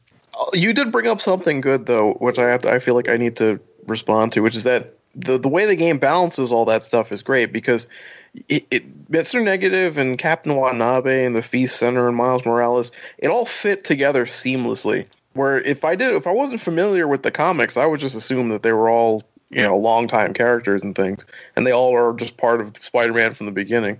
I just feel like that was worth pointing out, that like they really fit them all together really, really well. I liked Mr. Negative in this game, which surprised me since I have bad memories of Brand New Day. But I think part of it is he solicits empathy from you once you learn, of course, about his past and seeing those videos. And then just little moments, the fact that he had that party for Aunt May, and that's the first time you meet him in the game anyway. And then when he leaves Aunt May, he says he's got a business trip, he's got a trip that he's been planning for a while, and he says, take care of Feast, it represents the best part of me. And then when you are as Peter and investigating and you find that note he left for Aunt May, like, the care that he has for Aunt May, I think all of this make him a more three-dimensional villain than just like an evil bad guy. And I think that's something that's true of Doc Ock as well, though that one gets a little muddy because clearly he's losing his faculties towards the end. But I appreciate Mr. Negative more because game. The last person I want to talk about is Silver Sable. I don't know how much you might want to say about her, but just her presence in the game. She's antagonistic towards Spider-Man in the beginning, and then kind of a partnership, and then she goes off. I mean, was she well utilized in this game, or do you think it was more of a shoehorn in? I don't know. I don't think she was shoehorned, but I don't think we saw enough of her. Where she just kind of came across as like Osborn's goon for a good part of the story. Yeah. The thing is, though, this is kind of up in the air because she may be the subject of the 3rd episode of the DLC. Okay. Well, so I don't know. It did hint. There was a hint in the heist about something happened. Yeah. So yeah, I don't know. The jury's still out on that one. But as far as the base game goes, I thought she was a little underutilized. I like the cutscene where like Spider-Man starts to take to her and she kind of gets over on top of him. Like I think that's a good utilization of what she can do. And I remember her. It's kind of funny because she was very similar utilized, not nearly to the largest extent, but like I remember her being an antagonist in the Ultimate Spider-Man game, which Ben is eventually put in the comics. Like, I remember you fought her. I forget who it was. Probably it was Venom in that game. And like my understanding of Silver Sable is very much 90s based, where she's kind of her own kind of thing with her Wolfpack mercenaries and stuff. So this one was kind of similar, but I couldn't tell if they were kind of playing her off as a mercenary or as a security goon or what have you. So I like that she kind of went off as her own and was not beholden to just Osborn's whim. She wasn't a henchwoman exactly. Shoehorned in. No, I don't think so. I don't think that she necessarily took up space. I don't think that, like, why are we dealing with her? I felt that she served as a good foil. And I think that all the characters, this has a large cast, but I feel that, like, all the characters fit in perfect places that are well occupied. Stop it. On speaking. Oh my gosh. I don't think that, like, no, I mean, probably they could have had her out, not in this game, and it would be fine. Okay. I think she just got hit with some laughing gas over there. What the hell? That tends to happen a lot, isn't it? But no, I don't have any complaints about her inclusion. Could she not have been in this game? Sure. But, it's more, I like the continued usage of the Spider-Man mythos. And to that end, I thought she was cool. You know what? I'm going to tell you something really weird, listeners. And it's that I was very distracted by her because I was, number one, trying to figure out why she was always wearing that trench coat with her arms scrunched up. Not her arms, but like shoving the sleeves up. And I thought, why not just take off the trench coat? And number two, I spent the entire time trying to figure out if she was fat, thin, or muscular. And I just really, I don't know. Like every time she was on, I was like, I can tell because of that trench coat. I don't know why it bothered me. I guess I don't know. Maybe I'm brainwashed by today's size standards, but I guess I just imagined her to be lithe, maybe probably muscular. Yeah, but lithe. I think it's lithe. Lithe. Are we doing this? I've always said lithe. Uh-oh. Is this a YouTube situation where you say how to pronounce? But then again, I've been arguing with people a lot lately. It's aunt and not ant, but that's just a regional thing. That's it. No, I agree with that. Yeah, aunt is spelled aunt. Huh. And it really bugs me whenever I see a Spider-Man movie and Spider-Man says Aunt May, and I'm like, no one in New York says Aunt. Yeah, even that like accent, it's like Peter Parker has never spoken like that. I kind of see what you're saying, so because I'm looking at her now, and I'm wondering if it's because of the silver hair they're playing her as like older. Like is Sable supposed to be like, I don't want to say middle aged, but like she looks like a fully grown woman as opposed to someone who's a young adult. Yeah. Like Spider-Man. If I remember from the character profiles, I think she's supposed to be in like her late 30s-ish. She always came across about that age in the comics to me, but then again, it's been a while since I read it. Oh, it's live. Ugh. Whatever. I pronounced the Dustin moment right there. Does Dustin also speak in Google? No, but Dustin mispronounced. Have to go on these. Like what? Like Apple or something? No, not at all. Yeah, I would agree she's not shoehorned, but I don't know. She was more of a distraction for me than anything that I could like get on the side of, oh, look, it's Silver Sable. So I'll be interested to see if you are correct, Drew, that she's in the DLC and then hopefully my opinion. But either, I could have done without her or not, but it would have changed, if Silver International was there and she didn't appear, I'd probably be complaining of like, why'd you do that? So we'll just go with what we got. See, I got a question for you guys then. Do you think that you wouldn't feel that way if they had incorporated her into a boss fight? I mean, I can't imagine Spider-Man having that much trouble with her ultimately when it came down to it. Well, really? Because she seemed to get the best of him in all the cutscenes. Yeah, but I don't know. I feel that like when you're kind of being serious, I feel that like he would like just kind of just run up and like charge punch her into the air. She'll be fine. Just whip her up. See, I don't know, because it's a tough situation. Because I feel like it would have been better to have her as a boss fight, And I don't want to make this into a thing, but you can't really do that anymore. Like, I don't think you can have a scene where Spider-Man just beats the hell out of a woman anymore. Like, you know what I mean? Why not? That would be a weird thing in the current political climate we're in. So I feel like they might have been hampered from that, where they couldn't put that boss fight in the game, yet I felt like her character might have needed it. I did notice in like the scene at I believe it's the Kingpin's art museum where the dragons come in and again they smack the woman that MJ cons, and they like punch Mary Jane in the back of the head. I thought that was really I almost said a certain word. I thought that was really jerkish of them to do. So maybe this game has portrayed violence against women as like being specifically evil rather than on equal footing, which is fine. I wouldn't necessarily be arguing for that. So that's an interesting observation. I mean, Spider-Man's combat is this where you can put people down without laying a finger on them, just whip them up. So it'd be interesting if that was presented as a way where you had to inflict violence as kind of just throwing, mailboxes at her or just kind of webbing her down.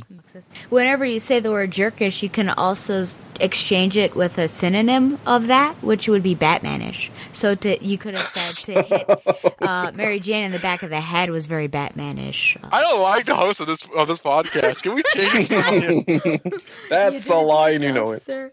Okay, last thing I want to talk about are the details, just the small bits that we've passed over, but they play a huge presence. So the first part are the social media, the JJJ podcast, the cell phones, of course, that pop in repeatedly. So it's almost like the real world peeking in through our video game. How well does this game balance that, the real world bleeding into Spider-Man?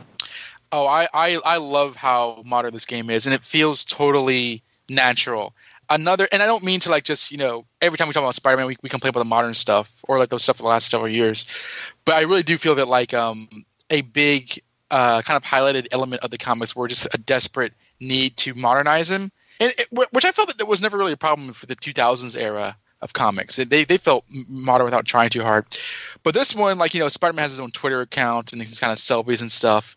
It felt fun without it feeling pretentious. And like, James has a podcast where you hear his voice all the time. That doesn't feel like they're trying too hard to be with the kids. That felt terrific. And, there's a lot of cell phone stuff, people calling Spider-Man. It felt so easy and natural without them trying to say, he's young. And in fact, he's not like, a little baby Spider-Man. I love to death how modern this game is and realistic this game is without it trying to impress upon me that it is. I really thought it added a lot to the world of the game, where you got to see how people react to what Spider-Man is doing. Like when you do a little side mission or something like that, and you check the little social media, and you got somebody saying like, "Hey, Spider-Man just saved my dad from like a carjacking or something," like that felt like it added a lot to what the activities you were doing, because a lot of the times in games and in Spider-Man media in general, you don't get the sense of like what he means to people that he saves and things like that. So that I thought that was a really, really cool thing to see. But also that they used it really well in that the little in-game fake Twitter, it almost has a few little storylines going on. Yep. There's a really, really poignant one that goes on when there's like a character who's like mentions that she's visiting New York, and that she's going to go down to City Hall for the ceremony or whatever, because it would be so cool to see that. And then like later on in the game, you see like her father like on the Twitter thing, and he mentions like, rest in peace to my daughter who died in the City Hall incident or something like that. Oh my God. Just thinking like, I like, we never even met that character, and I just I caught myself for a second. I'm like, wow, I never even like just a few lines of text just in the game that just relate to something that happened in the story. Wasn't there like people visiting, and so you got to see them, and then later on they're like, we can't get out of the city, it's in quarantine? Yeah, there was that too. Like after the Act 3 when all hell broke loose, and they were mentioning that like, stay safe, and we're in trouble because we can't get out. And then JJ's podcast, of course, tying into all of that, where he's like, I love that he was basically Alex Jones.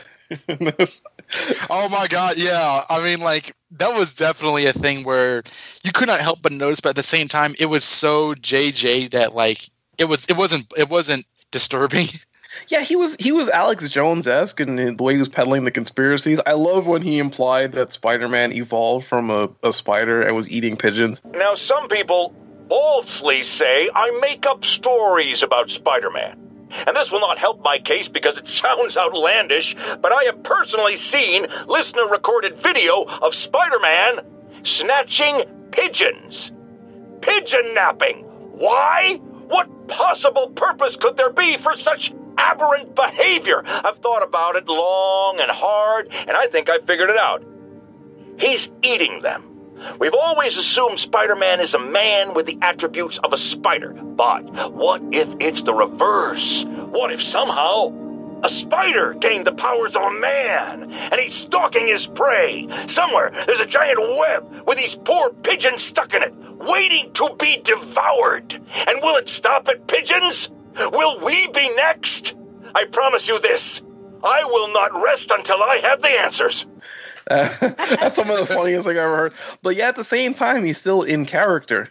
Like in the third act, when the city goes to hell, he's using his podcast to give people tips on how to stay safe and all that kind of stuff. It was really well done. I like that aspect of it too, where he's blustery and funny, and it's mostly for comedic effect, but it also ties into his character again.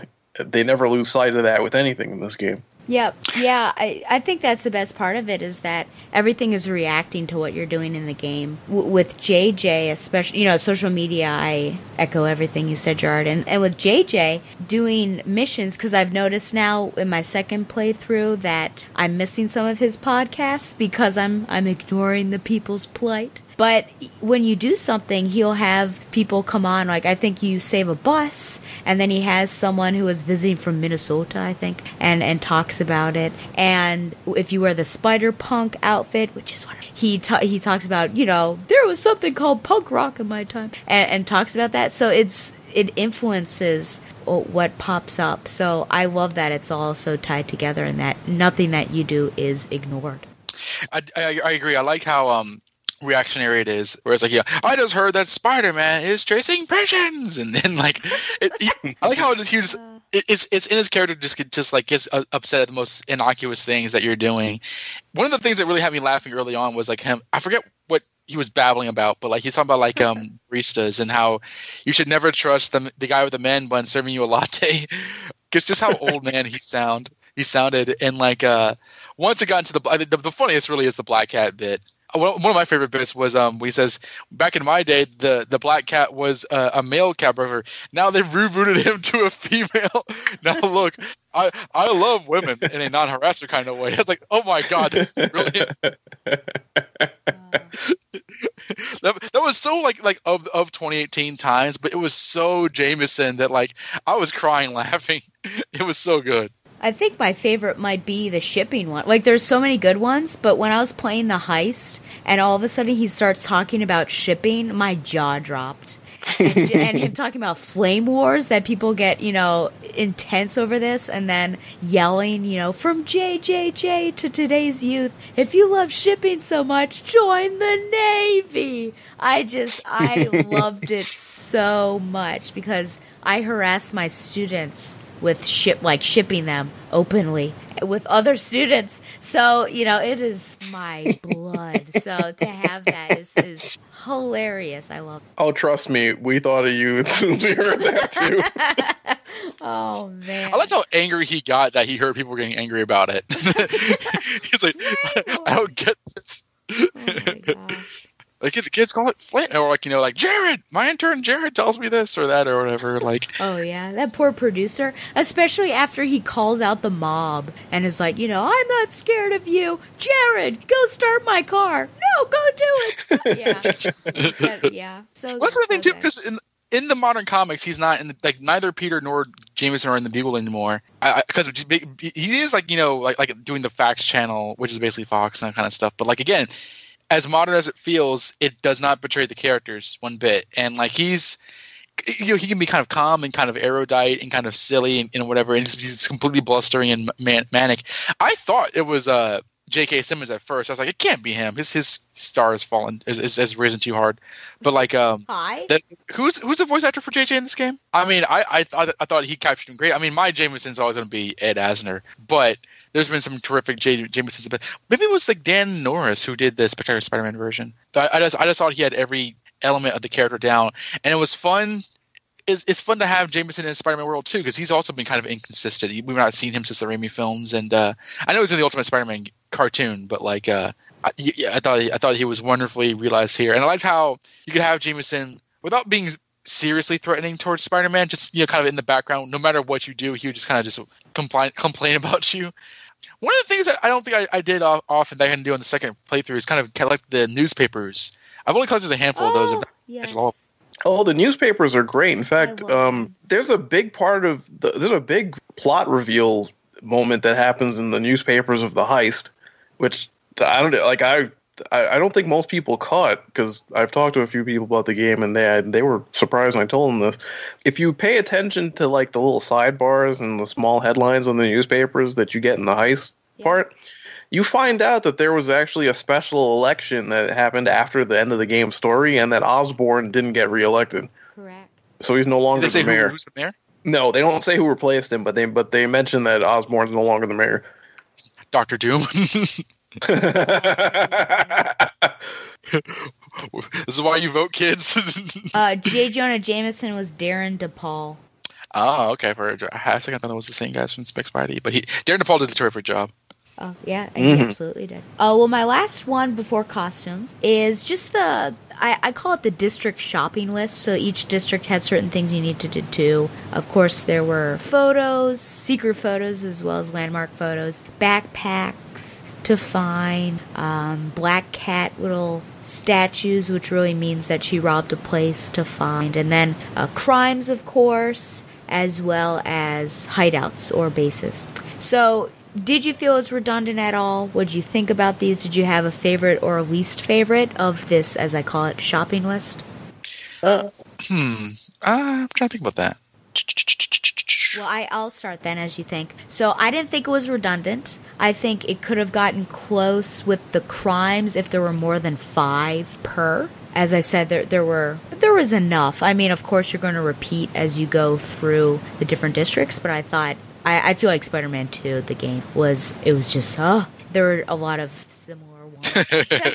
So this was, I think, enough that it was special. I think I actually really liked finding the backpacks, mainly because of what was inside and just getting a sense of who Peter was through the years, because some of them were very early on and goes through his history and everything. And the bases, some of them, I mean, I liked trying to get, of course, getting all the tokens is key so you can get your costumes and such, but it also helped me hone my combat and just get better at fighting. And the Taskmaster challenges were kind of challenging. I liked them, though, because they were different. I would say, again, anything that has to do with web swinging a certain amount of time and in space is always troublesome. But I liked the stealth. But yeah, I had to repeat several of them several times in order to get superior, I think it is. Yeah, my least favorite, to be honest, I didn't really enjoy the screwball challenges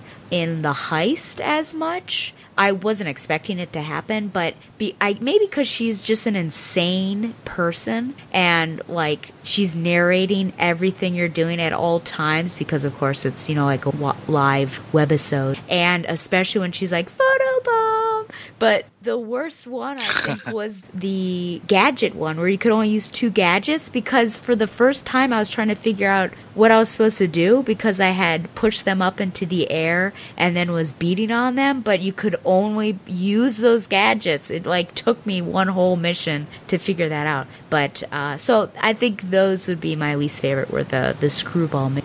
I actually liked the screwball stuff. I thought that she was a unique villain. Too soon. I know that she was she was one of those villains that a lot of people didn't like in Brand New Day, but I thought that as realized, I kind of like the kind of mischievous nature. I think she's deadlier in this game than she is in the comics. Oh, absolutely. Actually, bringing people out to kill you and stuff like that. But I don't know, kind of fighting people and kind of the whole photobomb thing I found fun.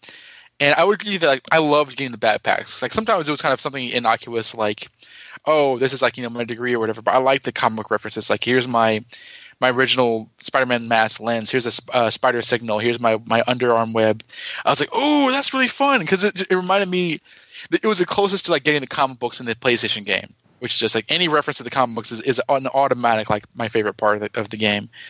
And I also like kind of taking the landscapes. I'm not a New York citizen, so I didn't know every place that was needing a picture what those places were. But I kind of wish that there was a bit more integral taking pictures. Like I respect that he's not a part of the Beagle in this game, but if he was, I would have liked to take like pictures. Like I don't know, like maybe you get points out of taking really cool pictures of Spider-Man or whatever. I thought that was really cool. It seemed to be kind of set up to be like that, but there was never really any in-game necessity for it. So I kind of wish that's something that's a little bit more expanded upon in further games. I really like your so-called district shopping. I like that they had bits to do in every section. I was appreciative that they kept track of it because there are some Spider-Man games they don't quite keep track of it. It's hard to when you're trying to get that 100%. Yeah. There are things about it that I like, and there's things I didn't like. The thing is, if you kind of played them as they came up, then it wouldn't get repetitive to me. Like, yeah, okay. Because I was doing it at my own pace. But if you kind of held them off towards the end, I could see where it could become a slog to do them all before the end game. I did love the the tracking down the landmarks and things. And also, this is kind of a weird thing, but there are way more landmarks in the game than they actually give you for the tokens. Because there are a lot of them that don't count as official landmarks that I noticed. Like, what's a good example? Grant's Tomb, or the Citigroup Center, or what was it? The Not Freedom Tower, or like all of those counted as like secret photos, I guess, but they weren't actual like official landmarks. That was really strange. But yeah, the ones that I didn't like were probably just like the drone and bomb challenges, because the thing about those, about like the stealth and combat ones, is I felt like, okay, if I did it differently, maybe I could improve my time and stuff. Yeah. But with the drones and the bombs, I felt like I just, no matter how many times I tried it and I tried different things, I could just never get better at them. Like, so, and I got gold on a couple of them, and that kind of thing, or like whatever the max one, I don't remember what it was. It was like amazing, spectacular, or whatever. Like, once I got like a certain thing the first time, that's pretty much what I would get every time. Those were just wow. And the fact that the challenge tokens are so intrinsically tied to getting costumes, like later in the game, ooh, I didn't like that. I didn't like that at all. Although it's alleviated a lot by the fact that the DLC adds more challenges. You can get more tokens and things like that. So at least with that, it's a little better. But no, I loved the fact that each section had its own things to do and stuff like that, because it gives you a little metagame to play around with if you decided you didn't want to do missions for that particular time. Like, oh yeah, I got 20 minutes to kill. Let me do some crimes or whatever. I love the little like Kingpin warehouse areas, or like the sort of dragon place. We just beat people up in a warehouse, because I liked near the end of the game when I was trying to get 100%. I liked throw these guys in the air 10 times, do focus finishers or whatever. And the more and more I played it, I think I started out this game button mashing, but the more and more I played it, I was really professionally kicking butt. And so like I enjoyed, and sometimes it was a little annoying. Like I didn't know how to like air throw the guys in the jetpacks at first. I had to actually look online and say, okay, what do they mean when they do that? That one was a hard challenge. Yeah, it took me like I think like 45 minutes to kind of get through, because there's so many people and like and I was I'm sorry. That sounds so bad. Well, did I tell you that like one time when I was playing this game, I the Joker talks. Just let it happen. Just let it happen. Okay. Let's get back. Yeah. Well, one time I was playing this game, I may have told you this before, but I got a phone call from a number I did not recognize, so I instantly hung up because I was web swinging. And then a voicemail came up, and it was my job saying, "Where are you?" Oh no! And I was like, I thought I'd come in at 3:30, not 1:30. And I was right, but like my phone was blowing up with like, "Where are you? Where are you? Where are you?" And I was like, I was playing Spider-Man, and they rolled their eyes so hard. I was like, "Get in there!" Wait, you actually said that? Yes. Oh my goodness. He's so secure. He's secure in his nerdhood. like they were wrong. Like I was actually scheduled like at 3:30, not 1:30, but like they said, well, can you come in anyway? And I audibly sighed, and they say, whatever. Yes. And I said, I was doing something very important. Oh, right. Were you reading a book? No, I was playing Spider-Man on PlayStation 4. And like you never heard such silence in the room, but yeah. Were you reading a book? Of course. Oh my gosh. I will say, in regards to, well, actually, an anecdote, because I remember sometimes I asked Gerard, because I know he's farther ahead in a game than I am, for like some helpful tips. So I asked him, like, should I wait? Should I save my pennies, which are my tokens, or should I spend them right away? And I think your initial response was, you could spend them, but then maybe it was a couple days later you like retracted that and said, actually don't do it, they're harder than I realized to get. So I appreciated that advice. So actually I waited a long time. I only spent money on things that I really wanted and things that I felt like were very useful. So the costumes I was waiting for, I just like kept seeing them populate until I was getting the ones I wanted, which we'll get into next. My other anecdote is the Taskmaster situation, because there I was, and I found a pride flag, and it made me happy. I was like, oh, look at that. So I was going to try to take one of the little photo mode things, and so I was on top of the flagpole, and all of a sudden I get whipped to the ground, and I freaked out, and I had no idea what was happening. And it happened to be Taskmaster. So they did that really it's awesome. well, because I just had no idea it was coming. And, he makes you fight him. But then I was prepared, because I thought, okay, I've done all the challenges. I bet that at some point he's going to attack me again. But the first time, it just took me by complete surprise. I have a similar story. I was actually goofing off, high-fiving somebody. Oh, God. And as soon as I was done high-fiving them, I just got, like the little coils that got around his arms. I was like, wait, what just happened? And then all of a sudden Taskmaster appeared. How do you do that? Because I've done that once in the game, but I see that happen a lot more often, like on videos and stuff. Is there a way to like interact, like take selfies with people and high-five them? Sometimes specific people on the streets will get like a little thing above their heads. Those are the ones you can interact with, because they'll start walking towards you, and then you hit the button that comes up. And sometimes you get 5 XP for doing. Mm-hmm. Thank God. That's the only reason we play games, XP. Well, my final question is actually the only reason why I have this show, is to talk about costumes, of course, because I'm a girl. No, there are a plethora of costumes. I'm not sure now the number, because they added 3 new ones. I don't want to. I was like looking at the costumes now. Let me see if I can count. How many total are there? 1, 2, 3, 4, 5 times 1, 2, 3, 4, 5, 6. I think they're 30. Okay. No, there's more. There's more than that. Well, yeah. Actually, this is not counting the DLC costumes, which plus 3. And then but yeah, the Secret costume, which is his little Empire State shirt. How do you get that again? You gotta get 100%. Yeah. Huh. I don't understand. Okay, so there's maybe 35 costumes. So what are the favorite costumes that you have in this game? Oh my goodness, there's so many. The Scarlet Spider, the classic one. I love the 2099 suit. But the one I use the most is the classic one, and the comic book one, which is just the classic, but with like the kind of cell shading look to it. Yes, yep. I love those. But honestly, even the ones I don't like, they're just so well made that I pretty much just rotate all the costumes. Yeah. This game even made me. This game even made me kind of like the Homecoming suit, which I didn't like in the movie itself. Yeah. But I kind of like it now, having played it through the game. Yeah, I love the costumes, and like I was kind of. At first, I wouldn't say I was disappointed, but like there were a number of costumes that we've seen before that weren't in here, like the Spider Armor, or the Amazing Bagman, or Ben Rye's costume. Yeah. That I would have loved to see. I thank God they had the Scarlet Spider in the costume in this, because it looks fantastic. All the detail is there, and you have the Noir suit and Spider Punk suit, and the 2099. Like those are kind of the classics, but like it did make me like some costumes that like I don't think I had an opinion on before. I like the Homecoming suit, but I like here when compared to the classic suit, which I also use a lot. It looks a lot more Ditko-ish than I think I realized, and when the update came where there's a lot more Ditko lettering and stuff, I would take a lot of pictures of that, because the suit does affect a sort of Ditko kind of creepy look to it compared to the more Romita-esque style of the classic suit. I would use Scarlet Spider a lot because that's just one of my favorite costumes, period. I love the texture of the sweatshirt. I love Ben Rye's big old web shooters, and I just love kind of pausing and zooming in, seeing it spurt out and kind of change cartridges. It's the coolest thing.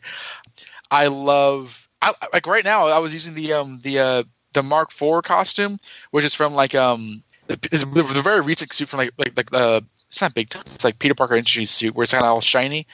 I think it's just a pretty cool costume. I think it looks really good at night, and I think that it has a really cool color design. I think 2099 looks terrific in this game.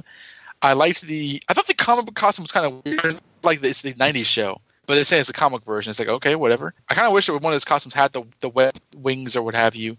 And I also love the Last Stand suit from ASM 500. I think I was using that for a while. That thing looks really, really cool. I will say that the Spirit Spider freaks me out, and I have yet to use that one. Where the heck is that from? I've never seen that before. It says that it was first appearance Amazing Spider-Man Annual 38 in 2011. It's the alternate reality of Earth 1168. Wait a minute, is that the... Uncle Ben never died. Oh, I was going to say, isn't that the one that they did the crossover with him, Ghost Rider, and like Deadpool or something like that? That ran through all of their annuals? I think that might have been what it was. Sure. It says that he was granted a second chance at life by the Sorcerer Supreme of his universe, Bruce Banner, and thus the Ghost Spider. So there were 3 costumes that I was waiting for. One of them never happened, which was the black suit. But the 2 costumes that I was waiting for were Noir and 2099. So I was just for the chance to get it. 2099 takes longer to get. I can't remember what level you have to be. So I love Noir. I think that's so awesome. And then the 2099 one I also very much like. I second the Last Stand. I just like moto jackets, I think, but it just looks very cool. I love the Spider-Punk. I got it because I pre-ordered it, and I used him for a very, very long time. I also like his suit power, where you can wipe out a bunch of enemies. Afterwards, I ended up relying on the focus because that works really well for both health purposes as well as taking enemies out. Scarlet Spider, I don't have as much of an emotional attachment as you people do, since you've been doing that podcast for like 2 decades you people now. Yeah, you know who I'm talking about. Us clones. Yeah, you people. But yeah, I really like them. There's so many armor ones which are really weird that I wish there was just more cloth, cloth kind of things. Especially like the Iron Spider I thought I would like, but I didn't really like it as much as I thought I would. But it's just awesome that you have so many to choose from. I think that's the fun part of it. But you know what? I will confess that the actual advanced suit, as they call it, the big thing that you see all around, I really liked it. I think maybe it's one of those brainwashings because I saw it so much that I really liked it, but after, I would keep going back to it. So I'd spend time in Noir, and then, like, if I was doing side missions, and then if I went back to the story mode, I'd try to do the advanced suit. So I could just almost feel like I was playing it the way the game intended it to play. So I really like the, So,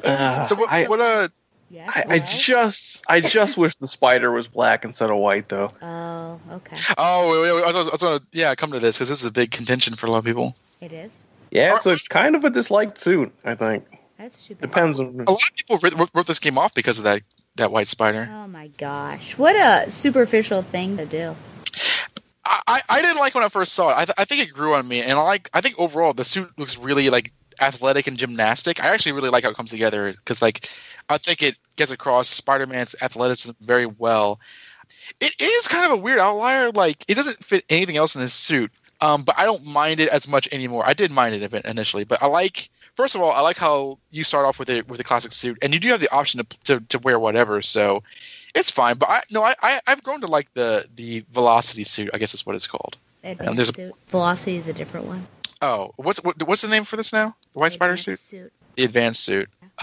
But like I've grown to like it. I was probably classic Scarlet Spider, Last Stand, and Homecoming, I suppose. I really grew to like that. Yeah, if I'm going top 3, mine was probably the classic, the Homecoming, and then the what was the Spider Armor Mark IV? Is that the one with like the kind of glowing blue outline? spider? Yeah, I never liked that suit in the comics. I always thought it looked terrible. Well, I didn't read those comics, but I mean, like, the look of the suit itself. But like, I really like the way it looks in the game. But they kind of had to perfect how the armor looked in the game because boy, are there a lot of armored suits. Yeah, so many. Yeah. Oddly enough, except for the original one. Yeah, the Web 100. That's a classic. Yeah, can we talk about that a bit? Like, what do you guys think of some of the big omissions? Like, I know a lot of people are clamoring for suits from other movies, like the Raimi suit and the Amazing Spider-Man suit, but they also are missing the black suit, the classic Spider armor, Spider-Ben. Spider-Ben, yeah, that's a big one. I'm expecting to see that one in one of the DLCs, considering they just gave us the Kane Scarlet Spider. Yeah, so they're very aware of the clone stuff. I mean, like, the symbiote Spider-Man costume is like the most gigantic omission, because I think that's clearly the most iconic non-regular Spider-Man costume. And it was only when I beat the game I was like, okay, that was done for a reason, because there was I never believed that it was just like, oh, we made a mistake. It was just like, there's got to be a reason for that. No, I'm in the same boat as you. I thought it was a huge omission, and then when I got to the end, I'm like, oh, suddenly makes sense. They're saving it for the second one. And I'm sure it's going to look gorgeous, like just like the way it's kind of colored. And but like, in addition to that, because that suit's a great look, I would really love. Also, whether we like it or not, Superior Spider-Man. I'm sure that's probably coming out in some DLC soon. But like, that's a very distinct costume design that like I feel wasn't there on the front in the front. Yeah, and they do have like the Spider Armor Mark IV, which is the one after that, right? Yeah, they do. Yeah. What about you, Stella? Yeah. Omissions? Yeah. I would just say the black suit is the only one I would care. Okay. Quite honestly, yeah. My top 3 was the advanced suit, which I liked, but I'm always in the minority of who are. And Noir and 2099, those are my. Is there any? Yeah, they have a lot of Dan Slott stuff in here.